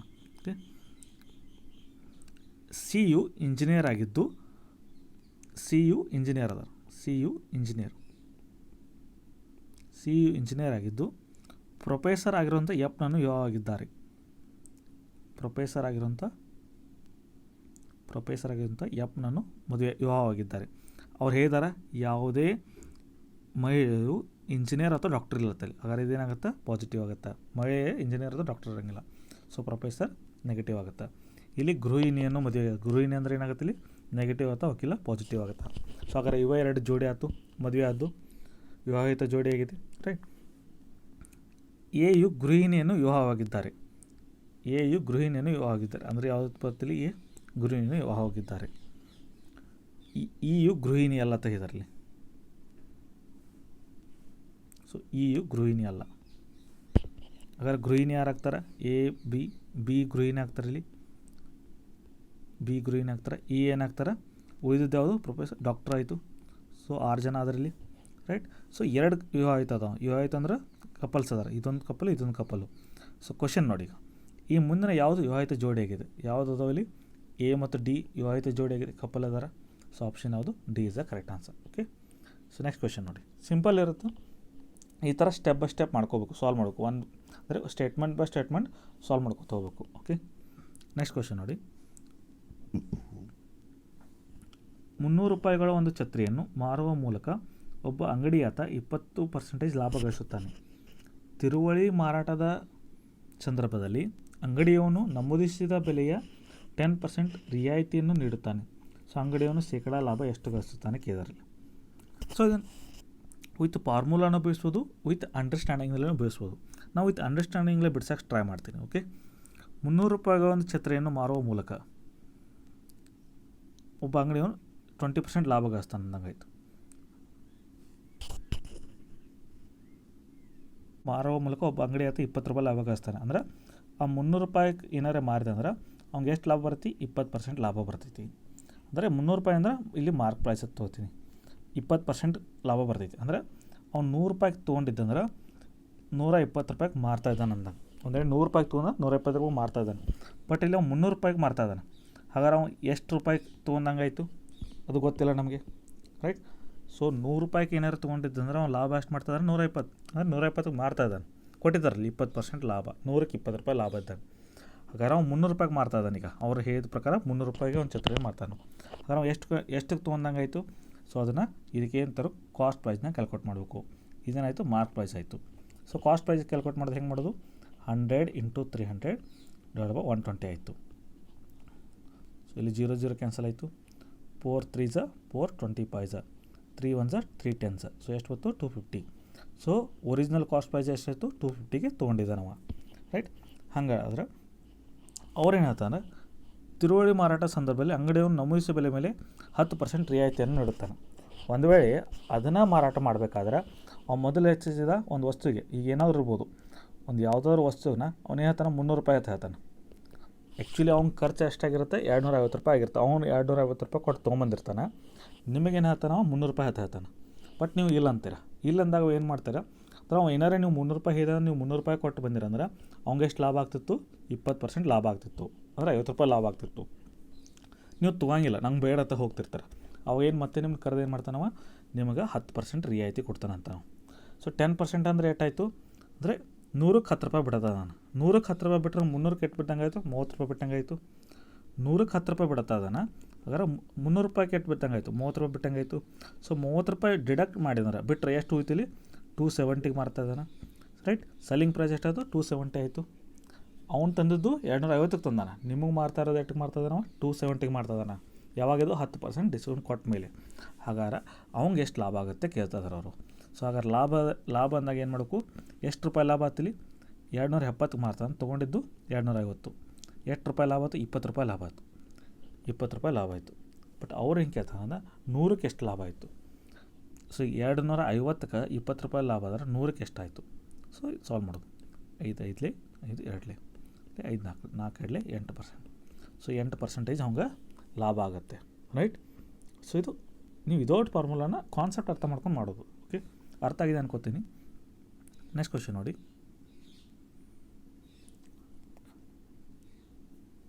ನಟೇಶ್ ಎಂಬಾತ ಮೊದಲ 3 ವರ್ಷಗಳಿಗೆ ಪ್ರತಿ ವರ್ಷಕ್ಕೆ 6% ಬಡ್ಡಿಯಂತೆ, ನಂತರದ 5 ವರ್ಷಗಳಿಗೆ ಪ್ರತಿ ವರ್ಷಕ್ಕೆ 9% ಬಡ್ಡಿಯಂತೆ ಮತ್ತು 8 ವರ್ಷಗಳಿಂದ ಆಚೆಗೆ ಪ್ರತಿ ವರ್ಷಕ್ಕೆ 13% ಬಡ್ಡಿಯಂತೆ ಒಂದಿಷ್ಟು ಹಣವನ್ನು ಸಾಲ ಪಡೆಯುತ್ತಾನೆ. ಮೇಲಿನ ಎಲ್ಲವೂ ಸರಳ ಬಡ್ಡಿ ದರದಲ್ಲಿವೆ.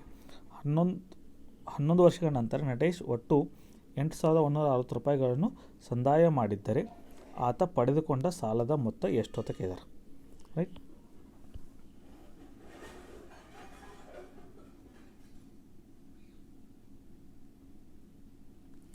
ಸೊ ಸರಳ ಬಡ್ಡಿ ತಂದಾಗ ನಾವಾಗ ಬೇರೆ ಬೇರೆ ಪರ್ಸೆಂಟೇಜ್ ಸರಳ ಬಡ್ಡಿದಾಗ ಫಾರ್ಮುಲಾ ಏನು ತೊಗೋತೀವಿ, ಸರಳ ಬಡ್ಡಿ ಫಾರ್ಮುಲಾ PTR/100 ಅಂತ ಇರ್ತದೆ. ಸೊ ಈಗ ಬೇರೆ ಬೇರೆ ರೇಟ್ ಆಫ್ ಇಂಟ್ರೆಸ್ಟ್ ಇರ್ತಾವೆ. ಅವಾಗ ಏನು ಮಾಡ್ತಾರೆ, PTR/100, P2 T2 R2/100, ಇಲ್ಲಿ P3 T3 R3/100 ಅಂತಲ್ಲಿ ಈ ಥರ ಫಾರ್ಮುಲಾ ಹಚ್ತಾರೆ. ಅದೇ ಥರ ಇಲ್ಲಿ 3% ಇರ್ತಾವೆ, 6%, 9%, 13% ಇರುತ್ತಲ್ಲಿ. ಸೊ ಈಗ SI ಆಯ್ತಾ ತೊಗೋತೀನಿ, ಟೋಟಲಿ ಸಿಂಪಲ್ ಇಂಟ್ರೆಸ್ಟ್ ಈ ಸೇಮ್ ಇದೆ. ಮೊದಲ 3 ವರ್ಷ ಅಂದರೆ ಮೊದಲ 3 ವರ್ಷಕ್ಕೆ ಎಷ್ಟಿದೆ ರೇಟ್ ಆಫ್ ಇಂಟ್ರೆಸ್ಟು, 6% ಇದೆ. ರೈಟ್. ಅದೇ ಥರ ನಂತರದ 5 ವರ್ಷಕ್ಕೆ ಅಂದರೆ ಅದೇ ಅಮೌಂಟಿಗೆ ನೆಕ್ಸ್ಟ್ 5 ವರ್ಷ ಸರಳ ಬಡ್ಡಿ ಸೇಮ್ ಇರುತ್ತೆ ಪ್ರತಿ ವರ್ಷ. ಸೊ ಇಲ್ಲಿ ನೆಕ್ಸ್ಟ್ 6 ವರ್ಷಕ್ಕೆ ಎಷ್ಟಿದೆ, 8% ಇದೆ, 9% ಇದೆ. ಸೊ ಅದೇ ಥರ 8 ವರ್ಷಗಳಿಂದ ಆಚೆಗೆ, ರೈಟ್, ಅಂದರೆ 5 3 8 ಆಯಿತು. 8 ಟೋಟಲ್ 11 ವರ್ಷ ಇದೆ. ಟೋಟಲ್ 8 ವರ್ಷದ ನಂತರ ಎಲ್ಲಿವರೆಗೆ 11 ವರ್ಷದ ತನಕ 8% ಇದೆ, 13% ಇದೆ. ಅಂದರೆ 8 ವರ್ಷ ಆದಮೇಲೆ 8 ವರ್ಷ ಹೋಯಿತು, 3 ಹೋಯಿತು. 3 ಇಂಟು P ಇಂಟು 3 ಇಂಟು ಎಷ್ಟಾಗುತ್ತೆ, ಇದು 13% ಆಗುತ್ತೆ. ಸೊ /100. ಸೊ ಆಗ SI ಎಷ್ಟಾಗುತ್ತೆ, ಇದು 18P/100 plus 45P/100 plus 39P/100 ಅಂತ ಇದೆ. ಸೊ ಈಗ ಅದು ಕೂಡಿಸೋದು, ಇಲ್ಲಿ LCM ಸೇಮ್ ಇದೆ, ಎಲ್ಲ ಕಡೆಯೂ 100 ಇದೆ. ಸೊ ಇಲ್ಲಿ ಆ್ಯಡ್ ಮಾಡ್ತೀನಿ, 18P plus 45P plus 39P ಅಂತ ಆ್ಯಡ್ ಮಾಡ್ತೀನಿ.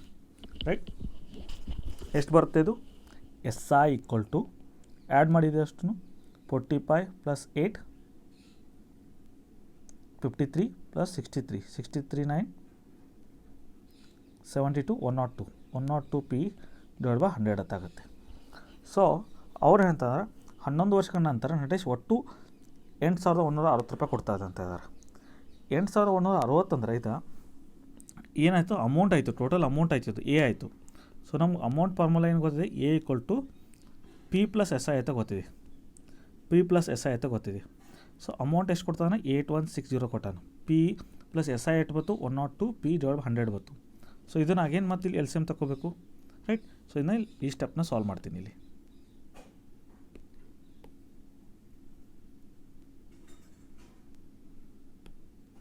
ಸಾಲ್ವ್ ಮಾಡ್ತೀನಿ. 8160 P + 102P/100 ಅಂತ ಇದೆ.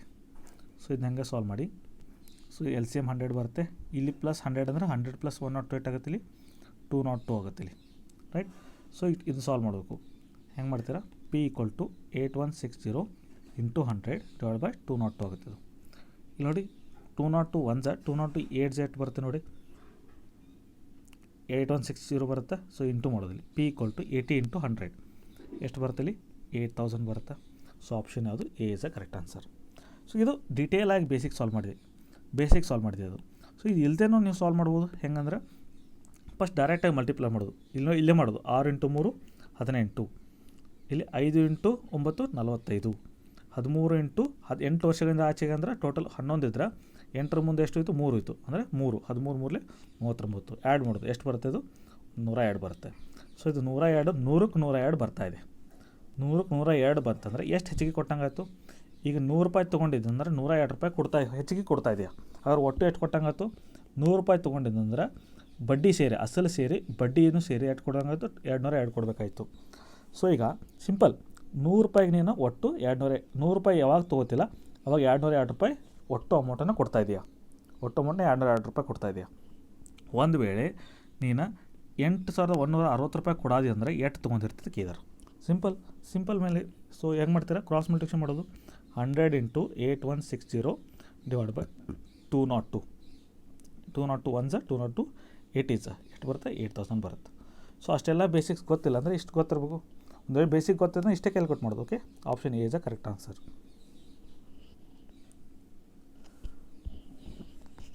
ಎಕ್ಸ್ಪ್ರೆಸ್ ರೈಲು 100 ಕಿಲೋಮೀಟರ್ ಪರ್ ಗಂಟೆಯ ಸರಾಸರಿ ವೇಗದಲ್ಲಿ ಚಲಿಸುತ್ತಿದ್ದು ಪ್ರತಿ 75 ಕಿಲೋಮೀಟರ್ ನಂತರ 3 ನಿಮಿಷಗಳೊಳಗೆ ನಿಲ್ಲುತ್ತದೆ. 600 ಕಿಲೋಮೀಟರ್ ನಂತರದಲ್ಲಿರುವ 2 ಸ್ಥಳಗಳ ನಡುವೆ ಸಂಚರಿಸಲು ಅದು ಎಷ್ಟು ಸಮಯ ತೆಗೆದುಕೊಳ್ತದೆ? ಸೊ ಇಲ್ಲಿ 2 ಪ್ಲೇಸ್ ಅದಾವ. ಡಿಸ್ಟೆನ್ಸ್ ಎಷ್ಟಿದೆ? 600 ಕಿಲೋಮೀಟರ್ ಇದೆ, ರೈಟ್. ಸೊ ಅದು 100 ಕಿಲೋಮೀಟರ್ ಪರ್ ಅವರ್ದಾಗ ಹೊಂಟಿದೆ ಮೊದಲು. ಈಗ ಒಂದು ವೇಳೆ 100 ಕಿಲೋಮೀಟರ್ ಪರ್ ಅವರ್ದಾಗ ತೊಗೊಂಡ್ರೆ ಟೋಟಲ್ ಟೈಮ್ ಎಷ್ಟು ತಗೊಳ್ತಾ? ನಮಗೆ ಟೈಮ್ ಗೊತ್ತಿದೆ. Time equal to distance divide by speed ಅಂತ ಗೊತ್ತಿದೆ. ಸೊ ಡಿಸ್ಟೆನ್ಸ್ ಎಷ್ಟಿದೆ? 600 ಇದೆ, ಡಿವೈಡ್ ಬೈ ಸ್ಪೀಡು 100 ಇದೆ. ಏಟಾಯಿತು? 6. ಸೊ 6 ಅವರ್ಸ್ ತೊಗೊಳುತ್ತೆ. ಯಾವಾಗಿದೆ 6 ಅವರ್ಸ್ ತೊಗೊಳುತ್ತೆ? ಯಾವಾಗ ಎಲ್ಲೂ ಸ್ಟಾಪ್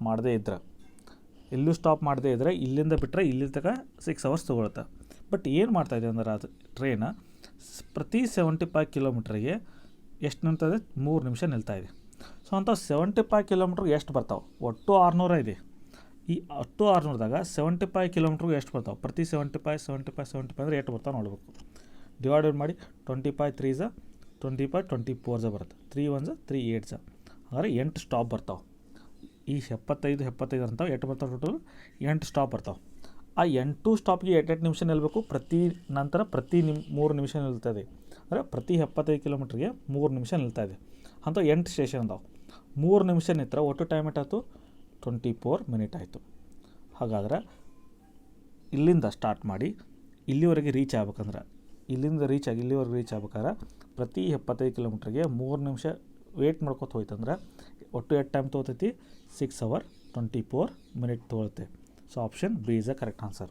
ನೀವು ಚೆಕ್ ಮಾಡ್ಕೋಬೋದು. ಸೊ ಕೀ ಆನ್ಸರಲ್ಲಿ ಚೆಕ್ ಮಾಡ್ಕೋಬೋದು. ಸೊ ಇದೇ ಆನ್ಸರ್ಸ್ನ ಕೊಟ್ಟಿದ್ದಾರೆ ಅವರು ಕೂಡ. ಓಕೆ, ಮುಂದಿನ ಪ್ರಶ್ನೆಯನ್ನು ನೋಡೋಣ.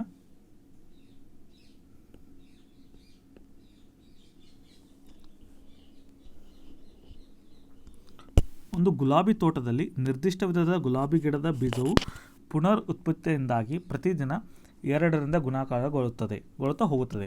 ಮೊದಲ ದಿನದ್ದು ಒಂದೇ ಬೀಜ ಇದ್ದರೆ 2ನೇ ದಿನ ಅದು 2 ಆಗುತ್ತದೆ, 3ನೇ ದಿನ 4 ಆಗುತ್ತದೆ, 4ನೇ ದಿನ 8 ಆಗುತ್ತದೆ. ಹೀಗೆ ಒಂದು ಬೀಜದಿಂದ ಆರಂಭಿಸಿ ಅದು 200 ಚದರ ಮೀಟರ್ಗಳ ಜಾಗವನ್ನು ವ್ಯಾಪಿಸಿಕೊಳ್ಳಲು 30 ದಿನ ತೆಗೆದುಕೊಂಡರೆ 2 ಬೀಜದಿಂದ ಆರಂಭಿಸಿ ಅಷ್ಟೇ ವ್ಯಾಪ್ತಿಯ ಜಾಗದಲ್ಲಿ ವ್ಯಾಪಿಸಲು ಅದು ಎಷ್ಟು ದಿನ ತೆಗೆದುಕೊಳ್ಳುತ್ತೆ ಕೇಳಿದಾರಲ್ಲಿ.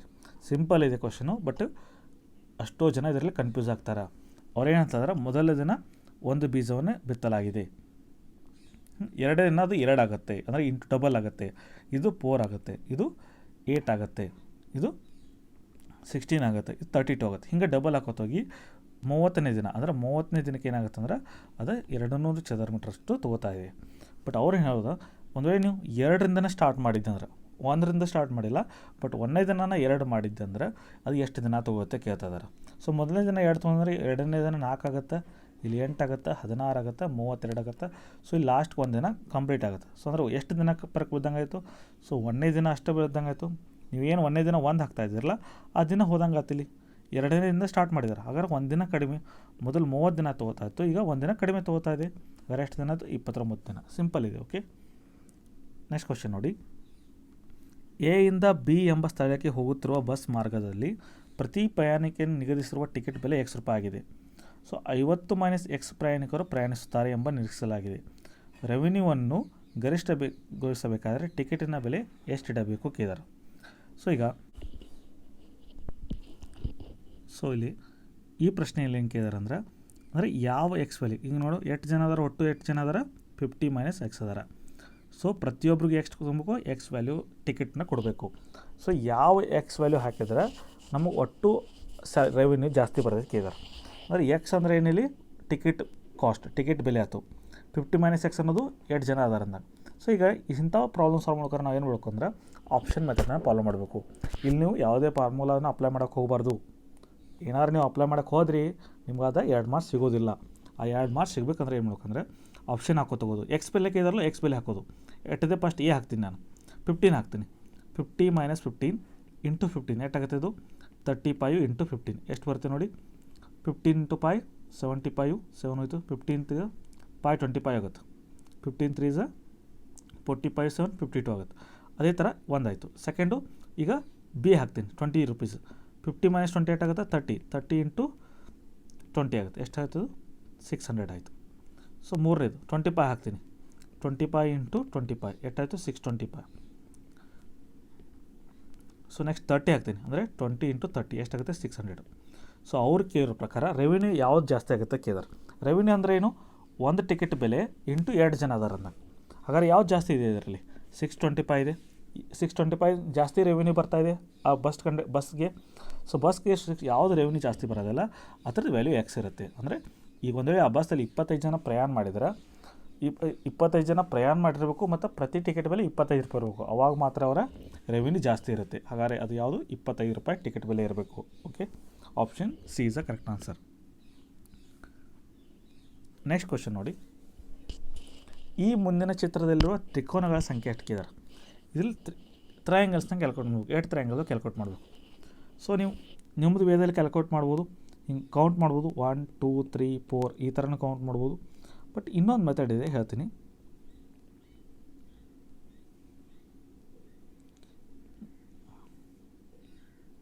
ನಾನಿಲ್ಲಿ 2 ತೆಗಿತೀನಿ ಆ್ಯಂಗಲ್. ಇದು ಸೇಮ್ ಇದೆ, ಇಲ್ಲಿ ಏನು ತೆಗೆದುಕೊಂಡು ನಡೀತದೆ ಈ ಥರ ತಗೋತೀನಿ.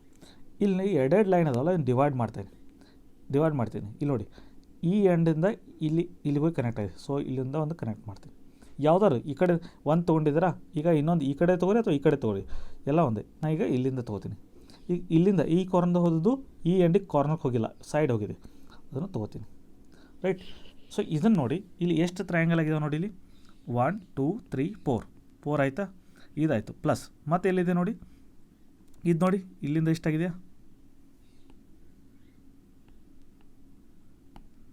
ಇಲ್ಲಿ ನೋಡಿ, ಈ ಟ್ರಯಾಂಗಲ್ ಆಗ್ತಾಯಿದೆಯಾ? ಇದೊಂದು ಟ್ರಯಾಂಗಲ್ ಆಗ್ತಾಯಿದೆ 1. ಮತ್ತು ಇನ್ನೊಂದು ಟ್ರಯಾಂಗಲ್ ಎಲ್ಲಾಗುತ್ತೆ ಅಂದರೆ ಇದು ನೋಡಿ, ಇದಾಗುತ್ತೆ ಟ್ರಯಾಂಗಲು. ರೈಟ್. ಇದು 2 ಆಯಿತು. ಟೋಟಲ್ ಎಷ್ಟಾಯಿತು? 6 ಆಯಿತು. ಈಗ ನೋಡಿ, ಇದು ಟ್ರಯಾಂಗಲ್ ಆಗಲ್ಲ, ಯಾಕಂದರೆ ಇದು ಈ ಥರ ಬರ್ತಾಯಿದೆ. ಇದು ಟ್ರಯಾಂಗಲ್ ಆಗಲ್ಲ. ಓಕೆ, 4 + 2 6. ಅದೇ ಥರ ಇಲ್ಲೂ ಕೂಡ ಈಗ ನಾವು ಇಲ್ಲಿಂದ ಟ್ರಯಾಂಗಲ್ ಇಲ್ಲಿಂದ ಎಂಡದಿಂದ ಸ್ಟಾರ್ಟ್ ಮಾಡೋದು ಇಲ್ಲಿ ಎಂಡ್ ಆಗ್ತಾಯಿದೆ. ರೈಟ್. ಅದೇ ಥರ ಇಲ್ಲಿಂದ ಸ್ಟಾರ್ಟ್ ಮಾಡಿದ್ದು ಇಲ್ಲಿ ಎಂಡ್ ಆಗ್ತಾಯಿದೆ. ಸೊ ಇದರಿಂದ ಕೂಡ 4 ಬರುತ್ತೆ ಪ್ಲಸ್ 2 ಬರುತ್ತೆ. ಯಾವ 2 ಬರ್ತಾವೆ ನೋಡಿ? ಒಂದು ಇದು ಬರುತ್ತೆ ಟ್ರಯಾಂಗಲು, ಇನ್ನೊಂದು ಟ್ರಯಾಂಗಲ್ ಯಾವ್ದು ಬರುತ್ತೆ? ಒಂದು ಟ್ರಯಾಂಗಲ್ ಇದು ಬರುತ್ತೆ. ಟೋಟಲ್ 6 ಆಗ್ತಾವೆ.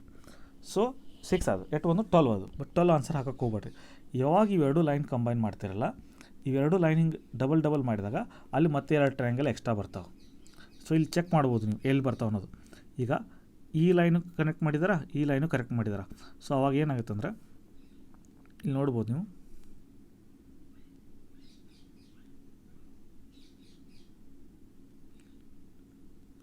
ಇದು ನೋಡ್ಬೋದು. ಇಲ್ಲಿ ಈ ಲೈನು ಕನೆಕ್ಟ್ ಮಾಡಿದಾಗ 2 ಬರ್ತಾವೆ. ಇಲ್ಲಿ ಇದಲ್ಲ, ಇದು ಬರ್ಬೋದು, ಇದು ಬರುತ್ತೆ. ಇಲ್ಲಿ ನೋಡಿ, ಈ ಟ್ರಯಾಂಗಲ್ ಬರುತ್ತೆ. ಸೊ ಇಂಥವು ಎಷ್ಟು ಬರ್ತಾವೆ? 2 ಬರ್ತಾವೆ. ಸೊ ಅದಕ್ಕೆ 2 ಎಕ್ಸ್ಟ್ರಾ ಮಾಡಿ 14 ಅಂತ ಆಗಬೇಕು. ಸೊ ಆಪ್ಷನ್ ಡಿ ಆಗುತ್ತೆ ಇಲ್ಲಿ.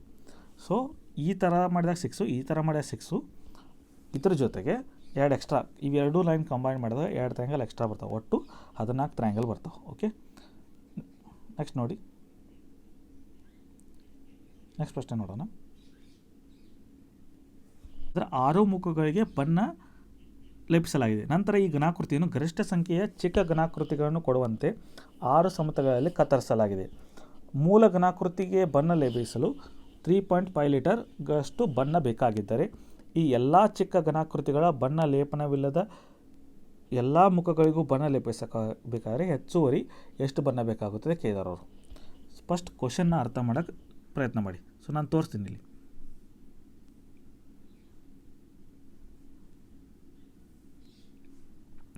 ಸೊ ಇದು ಒಂದು ದೊಡ್ಡ ಘನಾಕೃತಿ ಇದೆ.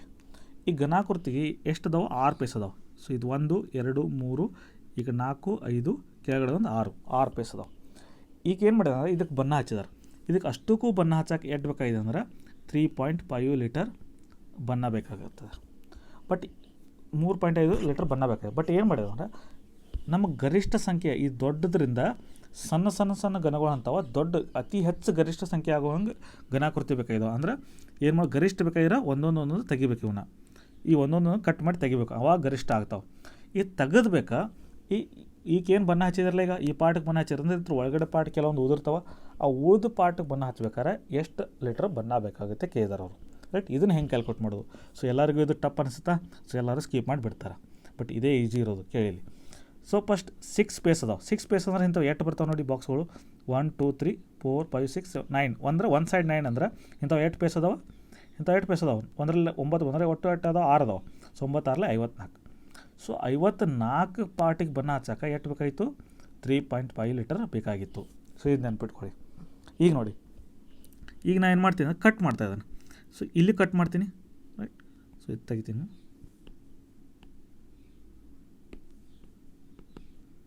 ಅಂದರೆ ಇದನ್ನು ಹೊರಗೆ ತೆಗಿತೀರಾ, ಆವಾಗ ಈ ಕಡೆ ಪಾರ್ಟು ಮತ್ತು ಈ ಕಡೆ ಪಾರ್ಟಿಗೂ ಬಣ್ಣ ಹಚ್ಚಿರಲ್ಲ.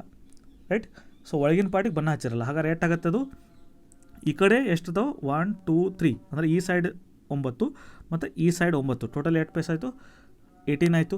ಸೊ ಇದು 18 ಅಂದ್ರೆ ಈ ಸೆಕ್ಷನ್ದಲ್ಲಿ ಆಯಿತು. ಅದೇ ಥರ ಇಲ್ಲಿ ಈ ಸೈಡಲ್ಲಿ ಈ ಸೈಡ್ 18, ಈ ಸೈಡ್ 9, ಈ ಸೈಡ್ 9 ಎಷ್ಟು? 18 ಆಯಿತು. 8 ಆಯಿತು, ಟೋಟಲು 36 ಆಯಿತು. ಈಗ ಇಲ್ಲಿ ನೋಡಿದ್ರಿ. ಅದೇ ಥರ ನೀವು ಎಲ್ಲಿ ನೋಡ್ಬೇಕಂದ್ರೆ ಈಗ ಇಲ್ಲಿ ನೋಡಿ, ಈ ಕಡೆಯಿಂದ ನೋಡಿದಾಗ ಇಲ್ಲಿ 9 ಇರ್ತಾವೆ ಪೇಸು, ಈ ಕಡೆ 9 ಇರ್ತಾವೆ. ಅಂದರೆ ಇಲ್ಲಿ 18, ಈ ಕಡೆ 9, ಈ ಕಡೆ 18, ಟೋಟಲ್ 18 ಆಯಿತು, 36 ಆಯಿತು. ರೈಟ್, ಅದೇ ಥರ ಇಲ್ಲಿ ನೋಡ್ಬೇಕೀಗ ಈ ಪಾಠದಲ್ಲಿ ಹಿಂಗೆ ನೋಡಿದ್ರಿ, ಈಗ ಈ ಪಾಠದಲ್ಲಿ ಹಿಂಗೆ ನೋಡಿದ್ರಿ, ಈಗ ಈ ಪಾಠದಲ್ಲಿ ಹಿಂಗೆ ನೋಡಿದ್ರಿ, ಈಗ ಹಿಂಗೆ ನೋಡಬೇಕು. ರೈಟ್, ನೋಡಿ ಈಗ ಈ ಥರ ಕ್ಯಾಲ್ಕುಲೇಟ್ ಮಾಡಿದ್ರಿ, ಈ ಥರ ಕ್ಯಾಲ್ಕುಲೇಟ್ ಮಾಡಿದ್ರಿ. ಈಗ ಈ ಕಡೆ ಈ ಡೈರೆಕ್ಷನ್ದಲ್ಲಿ ಕ್ಯಾಲ್ಕುಲೇಟ್ ಮಾಡಬೇಕು. ಸೊ ಇಲ್ಲಿ ಈ ಸೈಡು 9 ಇರ್ತಾವೆ, ಈ ಸೈಡ್ 9 ಅಂದರೆ ಈಗ ಹಿಂಗೆ ಕಟ್ ಮಾಡಿದರೆ ಈ ಕಡೆ 9, ಈ ಕಡೆ 9, 18 ಆಯಿತು. ಅದೇ ಥರ ಇಲ್ಲಿ ಕೂಡ ಈ ಕಡೆ 9, ಈ ಕಡೆ 9 18 ಆಗ್ತಾವೆ, ಟೋಟಲ್ 36 ಆಗ್ತಾವೆ. ಅಂದರೆ 3 ಡೈರೆಕ್ಷನ್ದಲ್ಲಿ ಇನ್ನೊಂದು ಸಲ ಹೇಳ್ತೀನಿ ಇಲ್ಲಿ, ಒಂದು ಈ ಡೈರೆಕ್ಷನ್ದಲ್ಲಿ ಎಷ್ಟಾಗ್ತಾವೆ? 36. ಒಂದು ಈ ಡೈರೆಕ್ಷನ್ದಲ್ಲಿ 36, ಇನ್ನೊಂದು ಈ ಡೈರೆಕ್ಷನ್ದಲ್ಲಿ 36, ಒಟ್ಟು ಎಷ್ಟಾಗ್ತಾವೆ? 36 × 3 108. ರೈಟ್, ಸೊ 108 ಪೇಸ್ಗೆ ಬಣ್ಣ ಹಚ್ಚಿಲ್ಲ. ಸೊ ಅವ್ರು ಹೇಳ್ಬೇಕಾದ್ರೆ 54 ಪೇಸ್ಗೆ ಬಣ್ಣ ಹಚ್ಚಕ್ಕೆ ಎಷ್ಟು ತೊಗೊಂಡಾರ? 3.5 ಲೀಟ್ರ್ ಬೇಕಾಗಿದ್ದಾವೆ. ಸರ್ ಉಳಿದು ಪೇಸ್ ಎಷ್ಟು? 108. ಸೊ ಈ 108 ಪೇಸಿಗೆ ಬಣ್ಣ ಹಚ್ಬೇಕಾದ್ರೆ ಎಷ್ಟು ಲೀಟ್ರ್ ಹೆಚ್ಚುವರಿ ಬಣ್ಣ ಬೇಕಾಗಿತ್ತು ಕೇಳಿದಾರೆ. ಎಷ್ಟು ಎಕ್ಸ್ಟ್ರಾ ಬೇಕಾಗಿತ್ತು? ಇದು 108 ಪೇಸ್ ಉಳಿದಿದ್ದೀವಿ, 54 ಪೇಸ್ ಅಟ್ಟಕ್ಕೆ ಹಚ್ಚಿದರೆ. ಸೊ 108 ಹಚ್ಬೇಕಾದ್ರೆ ಎಷ್ಟು ಬಣ್ಣ ಬೇಕಾಗುತ್ತೆ? ಸೊ ಕ್ರಾಸ್ ಮಲ್ಟಿಪ್ಲಿಕೇಶನ್ ಮಾಡಿ. ರೈಟ್, ಸೊ ಕ್ರಾಸ್ ಮಲ್ಟಿಪ್ಲಿಕೇಶನ್ ಮಾಡೋದು ಇಲ್ಲಿ. ಸೊ ಕ್ರಾಸ್ ಮಲ್ಟಿಪ್ಲಿಕೇಶನ್ ಎಷ್ಟಾಗುತ್ತೆ ಇಲ್ಲಿ? ಇದು ಎಕ್ಸ್ ತೊಗೊಂಡ್ರೆ 108 × 3.5 / 54 ಆಗುತ್ತೆ ಇಲ್ಲಿ. ಸೊ 54 1 54 2 ಸೊ 3.52 × 2 ಆಗುತ್ತೆ 7 ಲೀಟರ್ಸ್. ಸೊ 7 ಲೀಟರ್ ಅಂದರೆ ಒಟ್ಟು 7 ಲೀಟರ್ ಬೇಕಾಗುತ್ತೆ. ಸೊ ಉಳಿದ ಪೇಸಾಗಿ ಯಾವಾಗ ನೀವು ಕಟ್ ಮಾಡಿ ಸಿಂಗಲ್ ಗರಿಷ್ಠ ಸಂಖ್ಯೆಯ ಘನಾಕೃತಿಗಳನ್ನು ಮಾಡ್ತಿರಲ್ಲ, ಆಗ ಯಾವ ಭಾಗಕ್ಕೆ ಬಣ್ಣ ಲೇಪನವಾಗಿಲ್ಲಲ್ಲ ಆ ಭಾಗಕ್ಕೆ ಬಣ್ಣ ಲೇಪನ ಮಾಡಬೇಕಾದ್ರೆ ನಿಮ್ಗೆ ಒಟ್ಟು ಎಷ್ಟು ಬೇಕು? 7 ಲೀಟ್ರ್ ಬಣ್ಣ ಬೇಕಾಗುತ್ತದೆ. ಓಕೆ, ಸೊ ಸರಿಯಾದ ಉತ್ತರ ಸಿ ಆಗುತ್ತೆ. ಓಕೆ, ಸೊ ನೆಕ್ಸ್ಟ್ ಕ್ವಶನ್ ನೋಡಿ. ಸೊ ಈ ಕ್ವಶನ್ ಇದೇ ಥರ ಸೇಮ್ ನಂಬರ್ ಅಂದರೆ ಡಾಟಾ ಸೇಮ್ ಇರೋದು ಕ್ವಶನ್ ಎಲ್ಲಿ ಬಂದಿದೆ? 2015 KS ಕ್ವಶನ್ ಪೇಪರಲ್ಲಿ ಬಂದಿದೆ. ಸೊ ಅದನ್ನು ನಾನು ವಿಡಿಯೋದಲ್ಲಿ ಕೂಡ ಸಾಲ್ವ್ ಮಾಡಿದ್ದೀನಿ. ಸೊ ಅದನ್ನು ಕೂಡ ನೀವು ನೋಡ್ಬೋದು. ಇಲ್ಲಿ ನೋಡಿ, ಒಂದು ಊರಿನ ಬೇರೆ ಬೇರೆ 7 ವಿದ್ಯಾಸಂಸ್ಥೆಗಳಲ್ಲಿರುವ ಪದವಿ ಮತ್ತು ಸ್ನಾತಕೋತ್ತರ ಪದವಿ ಮಟ್ಟದ ವಿದ್ಯಾರ್ಥಿಗಳ ಹಂಚಿಕೆಯನ್ನು ಕೆಳಕಂಡ ಪೈಚಾರ್ಟ್ನಲ್ಲಿ ತೋರಿಸುತ್ತದೆ. ಕೆಳಕಂಡ 2 ಪ್ರಶ್ನೆಗಳಿಗೆ ಉತ್ತರಿಸಿ. 7 ವಿದ್ಯಾಸಂಸ್ಥೆಗಳ ಪದವಿ ಮತ್ತು ಸ್ನಾತಕ ವಿದ್ಯಾರ್ಥಿಗಳ ಹಂಚಿಕೆ ಕೊಟ್ಟಾರಲ್ಲಿ. ಇದು ಪದವಿ ಮಟ್ಟದಿದೆ, ಇದು ಸ್ನಾತಕೋತ್ತರ ಮಟ್ಟದಿದೆ.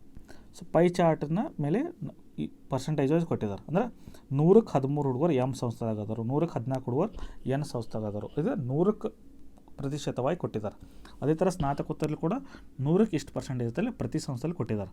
ಆದರೆ ಒಟ್ಟು ವಿದ್ಯಾರ್ಥಿಗಳ ಸಂಖ್ಯೆ ಕೊಟ್ಟಿದ್ದಾರೆ ಇಲ್ಲಿ ಪದವಿ ಮತ್ತು ಸ್ನಾತಕೋತ್ತರದಲ್ಲಿ. ರೈಟ್. ಈಗ ಪ್ರಶ್ನೆ ನೋಡೋಣ. ಇದು ಡಾಟಾ ಆಯಿತು. ಪ್ರಶ್ನೆ ನೋಡೋಣ. ಎಸ್ ವಿದ್ಯಾಸಂಸ್ಥೆಯಲ್ಲಿ ಅನುಕ್ರಮವಾಗಿ ಸ್ನಾತಕೋತ್ತರ ಪದವಿ ಮತ್ತು ಪದವಿ ಮಟ್ಟದಲ್ಲಿ ಓದುತ್ತಿರುವ ವಿದ್ಯಾರ್ಥಿಗಳ ಸಂಖ್ಯೆಯನ್ನು ಅನುಪಾತ ತಿಳಿಸಿದ್ದಾರೆ. ಸೊ ಎಸ್ ಸಂಸ್ಥೆದಾಗಿರಬೇಕು ಪದವಿ ಮತ್ತು ಫಸ್ಟ್ ಸ್ನಾತಕೋತ್ತರ ಆಮೇಲೆ ಪದವಿ. ಸೊ ಸ್ನಾತಕೋತ್ತರದಾಗ ಎಟ್ ನೋಡೋಣ. ಎಸ್ದಲ್ಲಿ ಸ್ನಾತಕೋತ್ತರಲ್ಲಿ ಎಟ್ಟದಾರ ಹೆಂಗೆ ಎಸ್ದಲ್ಲಿ ಎಟ್ಟದಾರ 100ಕ್ಕೆ ಎಟ್ಟದಾರ ಎಸ್ದಲ್ಲಿ 21% ಅದಾರ. 100ಕ್ಕೆ 21 ಅಂದ್ರೆ ಒಟ್ಟು ಎಟ್ಟದಾರ 24,700 ಕೆಟ್ಟಿರ್ತಾರೆ. ಸೊ 0 ಕ್ಯಾನ್ಸಲ್ ಆಯಿತು. ಉಳಿತು ಎಷ್ಟಲ್ಲಿ 21 × 247 ಆಗುತ್ತೆ ಎಸ್ದಲ್ಲಿ. ಇಷ್ಟೇ ಇಟ್ಟು. ಅದರ ಪದವಿದಲ್ಲಿ 100ಕ್ಕೆ ಎಷ್ಟದಾರ ಎಸ್ದಲ್ಲಿ 14 ಅದರ ಇಂಟು ಎಷ್ಟದಟ್ಟು ಒಟ್ಟು 27,300ದಲ್ಲಿ. ರೈಟ್. ಇದು 0ಕ್ಕೆ ಹೋಯ್ತು. ಉಳಿತು ಎಷ್ಟಲ್ಲಿ 14 × 273. So right. ಹಾಗಾದ್ರೆ ಅನುಪಾತಕ್ಕೆ ಇದ್ದಾರೆ ಎಸ್ದಲ್ಲಿ ಸ್ನಾತಕೋತ್ತರ ಹಾಗೂ ಎಸ್ದಲ್ಲಿ ಪದವಿ. ಸೊ ಅನುಪಾತ ಎಷ್ಟು? 21 247 14 273. ಸೊ ಈಗ ನೋಡೋಣ. 7 3s 7 2s ಆಗುತ್ತೆ. 7 3s 7 2s. ಈಗ ನೋಡಿ 3 ನೋಡಿ 3 1s 3 9s 21 3 9s 27 3 1s 3. So 91 ಹೋಯಿತು. ಉಳಿತು ಎಷ್ಟಲ್ಲಿ 247 2 × 91 ಹೋಯಿತು. ಇದನ್ನು ಹೆಂಗೆ ಸಾಲ್ವ್ ಮಾಡೋದು? ಈಗ ನೋಡಿ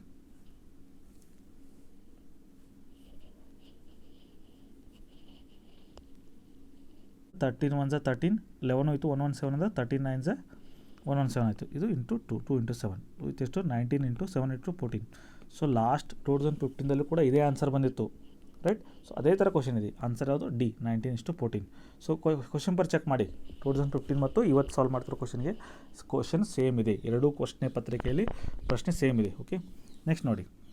ಎನ್ ಮತ್ತು ಪಿ ವಿದ್ಯಾಸಂಸ್ಥೆಗಳಲ್ಲಿ ಸ್ನಾತಕೋತ್ತರ ಮಟ್ಟದಲ್ಲಿ ಓದುತ್ತಿರುವ ವಿದ್ಯಾರ್ಥಿಗಳ ಒಟ್ಟು ಸಂಖ್ಯೆ ಎಷ್ಟಕ್ಕಿದ್ದಾರೆ? ಎನ್ ಮತ್ತು ಪಿ.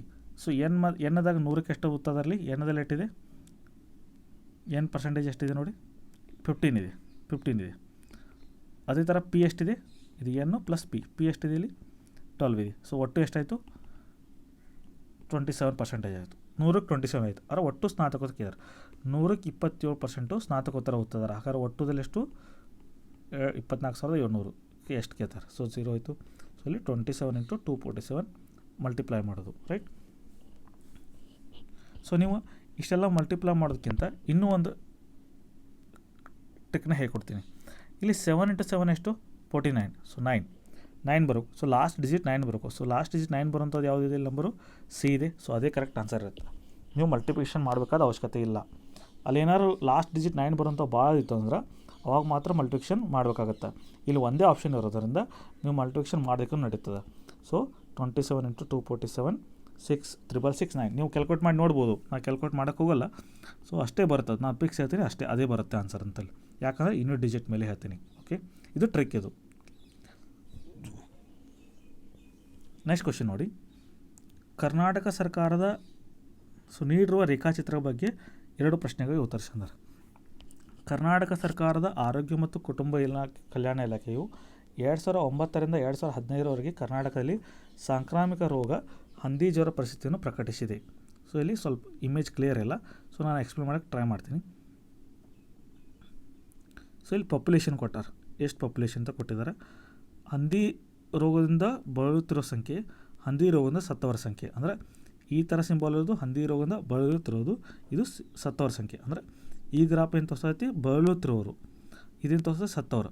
ಅಂದರೆ 2009ನೇ ಇಸ್ವಿದಾಗ 1799 ಜನಕ್ಕೆ ಹಂದಿ ಜ್ವರ ಬಂದಿತ್ತು. ಅಂದ್ರೆ ಅದರ ಸತ್ತವರೆಷ್ಟು? 135 ಜನ ಸತ್ತಿದ್ದಾರೆ. ರೈಟ್. ಸೊ ಇದು ಗ್ರಾಫ್ ಕೊಟ್ಟಿದ್ದಾರೆ. ಅದೇ ಪ್ರತಿ ವರ್ಷ 2015ರವರೆಗೆ ಕೊಟ್ಟಿದ್ದಾರೆ. ಸೊ ಕ್ವಶನ್ ಏನಿದೆ ನೋಡೋಣ ಇದ್ರ ಪ್ರಕಾರ. ಹಂದಿ ಜ್ವರ ರೋಗದಿಂದ ಬಳಲುತ್ತಿರುವಲ್ಲಿ ಶೇಕಡಾವಾರು ಹೆಚ್ಚು ಜನರ ವರ್ಷ ಯಾವುದಕ್ಕೆ ಇದ್ದಾರೆ? ಸೊ ಈ ಥರ ಕೊಟ್ಟಾಗ ಶೇಕಡಾವಾರು ಹೆಚ್ಚು ಜನರು ಸತ್ತ ವರ್ಷ ತಕ್ಕ ಇದ್ದಾಗ ನೀವು ಎಲ್ಲ ವರ್ಷದ್ದು ಕ್ಯಾಲ್ಕುಲೇಟ್ ಮಾಡ್ಕೊಂಡು ಕುಂಡಬಾರ್ದು. ಮೊದಲು ತಪ್ಪು ಏನು ಮಾಡ್ತೀರಾ? ಎಲ್ಲ ವರ್ಷದ್ದು ಕ್ಯಾಲ್ಕುಲೇಟ್ ಮಾಡ್ಕೊಂಡು ಕುಂತೀರಾ. ಹಂಗೆ ಮಾಡ್ಬಾರ್ದು. ಆಪ್ಷನ್ದಾಗ ಯಾವ ಕೊಟ್ಟಿರ್ತಾರಲ್ಲ ಆ ವರ್ಷದ ಅಷ್ಟೇ ಕ್ಯಾಲ್ಕುಲೇಟ್ ಮಾಡೋದು. ಯಾಕಂದ್ರೆ ಉತ್ತರ ಅಲ್ಲೇ ಇರುತ್ತೆ. 4ರಾಗ ಯಾವ್ದಾರು ಒಂದಿರಬೇಕು. ಸೊ 4 ವರ್ಷದ ಕ್ಯಾಲ್ಕುಲೇಟ್ ಮಾಡಬೇಕು. ಸೊ ಫಸ್ಟ್ ನೋಡೋಣ. 2009 ಮಾಡ್ತೀನಿ. 2009 ಮಾಡ್ತೀನಿ. ಸೊ 2009 ನೋಡಿ ಎಷ್ಟಾಗಿದೆ? 135.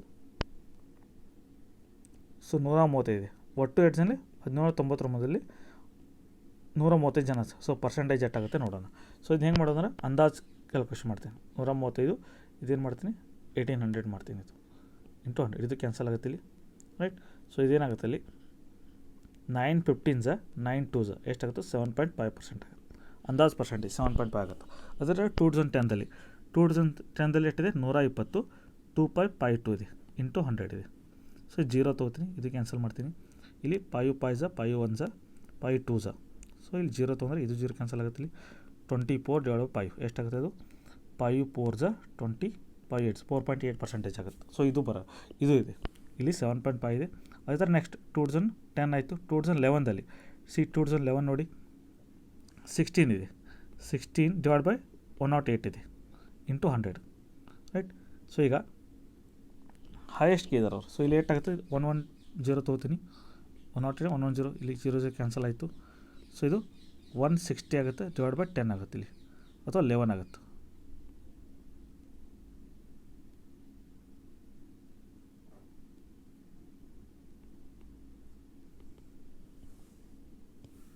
ಝೂಮ್ ಮಾಡಿ ನೋಡಿ, 116 ಅಲ್ಲದು 10 ಇದೆ ಅನಿಸುತ್ತೆ, 10 ಇದೆ. ಅದು 10 ತೊಗೋತೀನಿ, ಇದು 108 110 ಆಗುತ್ತೆ, ಇಲ್ಲಿ 0 ಕ್ಯಾನ್ಸಲ್ ಆಗುತ್ತೆ. ಸೊ 100/11 ಆಗುತ್ತೆ, ಅದು 100/11 ಆಗುತ್ತೆ. ಸೊ ಇದು ಎಷ್ಟಾಗುತ್ತೆ 11 9 9.9% ಆಗುತ್ತೆ. ಅದರ 2013ದಲ್ಲಿ ನೋಡೋಣ. 2013ದಲ್ಲಿ ಎಷ್ಟಿದೆ 10/122 ಇದೆ. ಸೊ 10/122 ಇದೆ. ಸೊ ಇಂಟು 100 ಇದೆ, ರೈಟ್. ಸೊ ಇದು ಕೂಡ ನೋಡಿ ಎಷ್ಟಾಗುತ್ತೆ, ಇದು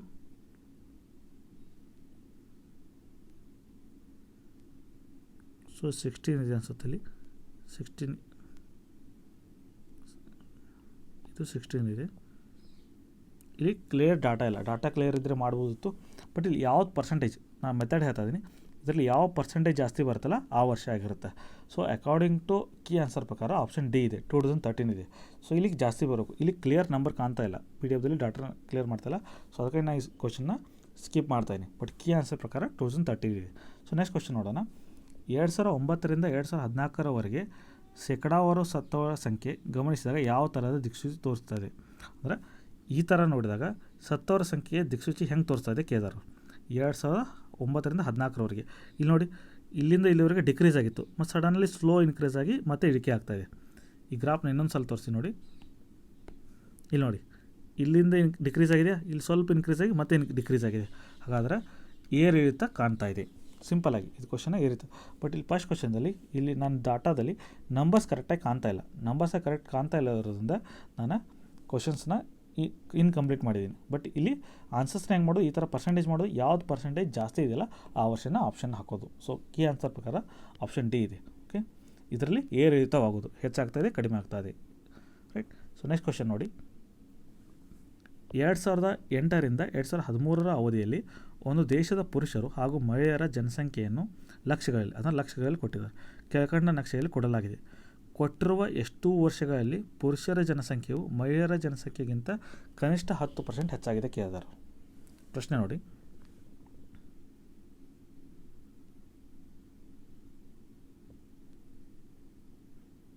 ಅಂದರೆ ಮಹಿಳೆ ಮತ್ತು ಪುರುಷರ ಜನಸಂಖ್ಯೆಯನ್ನು ಕೊಡಲಾಗಿದೆ, ಲಕ್ಷಗಳಲ್ಲಿದೆ, ಅಂದರೆ ಲ್ಯಾಕ್ಸ್, ಇನ್ ಟರ್ಮ್ಸ್ ಆಫ್ ಲ್ಯಾಕ್ಸ್ದಲ್ಲಿದೆ. ಅದರಲ್ಲಿ ಮಹಿಳೆಗಿಂತ ಯಾವ ವರ್ಷ ಮಹಿಳೆಗಿಂತ ಪುರುಷರದು 10% ಹೆಚ್ಚಾಗಿದೆ ಅಂತ ಕೇಳಿದಾರೆ ಅವರು. 10% ಹೆಚ್ಚರು ಅಂತ ಕೇಳಿದಾರೆ. ಸೊ ಎಲ್ಲೆಲ್ಲಿ ಪುರುಷರದ್ದು ಹೆಚ್ಚಾಗಿದೆ ನೋಡೋಣ. ಇಲ್ಲಿ ಪುರುಷರದ್ದು ಯಾವುದು ಮಹಿಳೆಯರು ಕೊಟ್ಟಿದ್ದಾರೆ. ಅಂದರೆ ವೈಟ್ ಇರೋದು ಪುರುಷರು, ಇದು ಬ್ಲ್ಯಾಕ್ ಮಾರ್ಕ್ ಮಾಡೋದು ಮಹಿಳೆಯರು ಅಂತ ಕೊಟ್ಟಿದ್ದಾರೆ. ಸೊ ಎಲ್ಲೆಲ್ಲಿ ಹೆಚ್ಚಿದೆ ನೋಡಿ, ರೈಟ್. ಇಲ್ಲೂ ಕೂಡ ಡಾಟಾ ಅಷ್ಟು ಕ್ಲಿಯರ್ ಆಗಿಲ್ಲ. ಸೊ ಇಲ್ಲಿ ಮಹಿಳೆಯರು ಹೆಚ್ಚಿದಾರೆ, ಇದನ್ನು ತೊಗೊಳಕ್ಕೆ ಬರೋಲ್ಲ. ಎಲ್ಲೆಲ್ಲಿ ಮಹಿಳೆಯರು ಹೆಚ್ಚಿದಾರಲ್ಲ ಅದನ್ನ ಕ್ಯಾನ್ಸಲ್ ಮಾಡಿ. ಓಕೆ,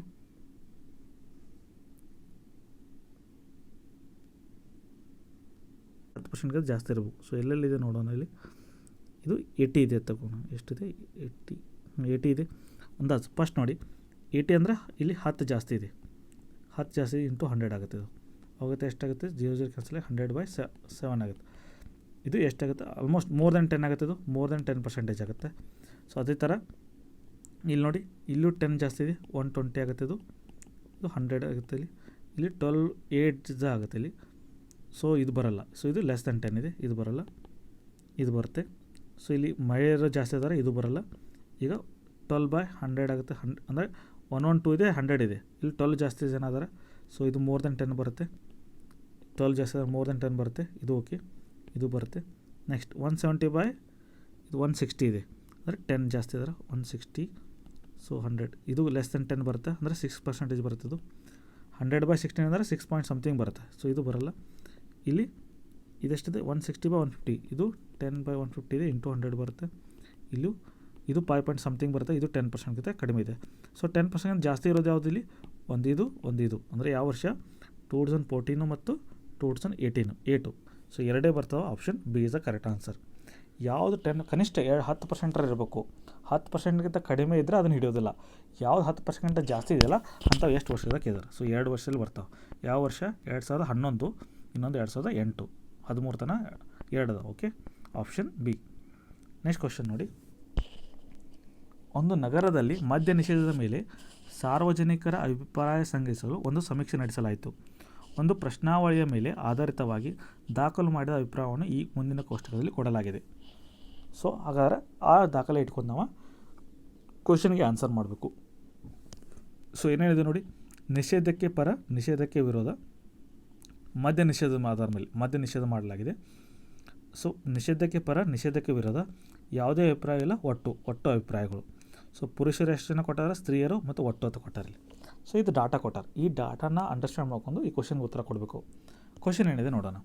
ಈ ಮುಂದಿನ ಹೇಳಿಕೆಯಲ್ಲಿ ಅತ್ಯಂತ ಔಚಿತ್ಯಪೂರ್ಣ ಹೇಳಿಕೆಯನ್ನು ಗುರುತಿಸಿ, ಕರೆಕ್ಟ್ ಇರುವಂಥದ್ದು. ಹೆಚ್ಚು ಮಹಿಳೆಯರು ಮದ್ಯ ನಿಷೇಧವನ್ನು ವಿರೋಧಿಸಿದ್ದಾರೆ. ಹೆಚ್ಚು ಮಹಿಳೆಯರು ಮದ್ಯ ನಿಷೇಧವನ್ನು ವಿರೋಧಿಸಿದ್ದಾರೆ. ನೋಡಿ, ಹೆಚ್ಚು ಮಹಿಳೆಯರು ವಿರೋಧಿಸಿದಾರಾ? ಇಲ್ಲ, ಕಡಿಮೆ ಜನ ಮಹಿಳೆಯರು ವಿರೋಧಿಸಿದ್ದಾರೆ. ಹೆಚ್ಚು ಪುರುಷರು ಮದ್ಯ ನಿಷೇಧವನ್ನು ವಿರೋಧಿಸಿದ್ದಾರೆ. ಹೆಚ್ಚು ಜನ ಅದಾರ. ಹೆಚ್ಚು ಪುರುಷರು ಮದ್ಯ ನಿಷೇಧ ಪರವಾಗಿದ್ದಾರೆ. ಇಲ್ಲ, ವಿರೋಧವಾಗಿದ್ದಾರೆ. 10%ಕ್ಕಿಂತಲೂ ಹೆಚ್ಚು ಪುರುಷರಿಂದ ಯಾವುದೇ ಅಭಿಪ್ರಾಯ ಇಲ್ಲ. 10%ಗಿಂತ ಕಡಿಮೆ ಇದೆ. 10%ಗಿಂತ ಕಡಿಮೆ ಇದೆ. 10% ಅಂದರೆ 208 ಆಯ್ತು ಇಲ್ಲಿ. ಸೊ 10%ಗಿಂತ ಕಡಿಮೆ ಇದೆ. ಸೊ ಹಾಗಾದ್ರೆ ಏನಾಗೈತಿ? ಹೆಚ್ಚು ಪುರುಷರು ಮದ್ಯ ನಿಷೇಧವನ್ನು ವಿರೋಧಿಸಿದ್ದಾರೆ. ನಂಬರ್ ನೋಡಿದ ಪ್ರಕಾರ ಪುರುಷರೇ ಜಾಸ್ತಿ ಮದ್ಯ ನಿಷೇಧವನ್ನು ವಿರೋಧಿಸ್ತಾ ಇದ್ದಾರೆ, ಬಟ್ ಸ್ತ್ರೀಯರು ಹೆಚ್ಚಾಗಿ ವಿರೋಧಿಸ್ತಾ ಇಲ್ಲ. ನಿಷೇಧ ಪರವಾಗಿದ್ದಾರೆ ಹೆಚ್ಚು ಜನ.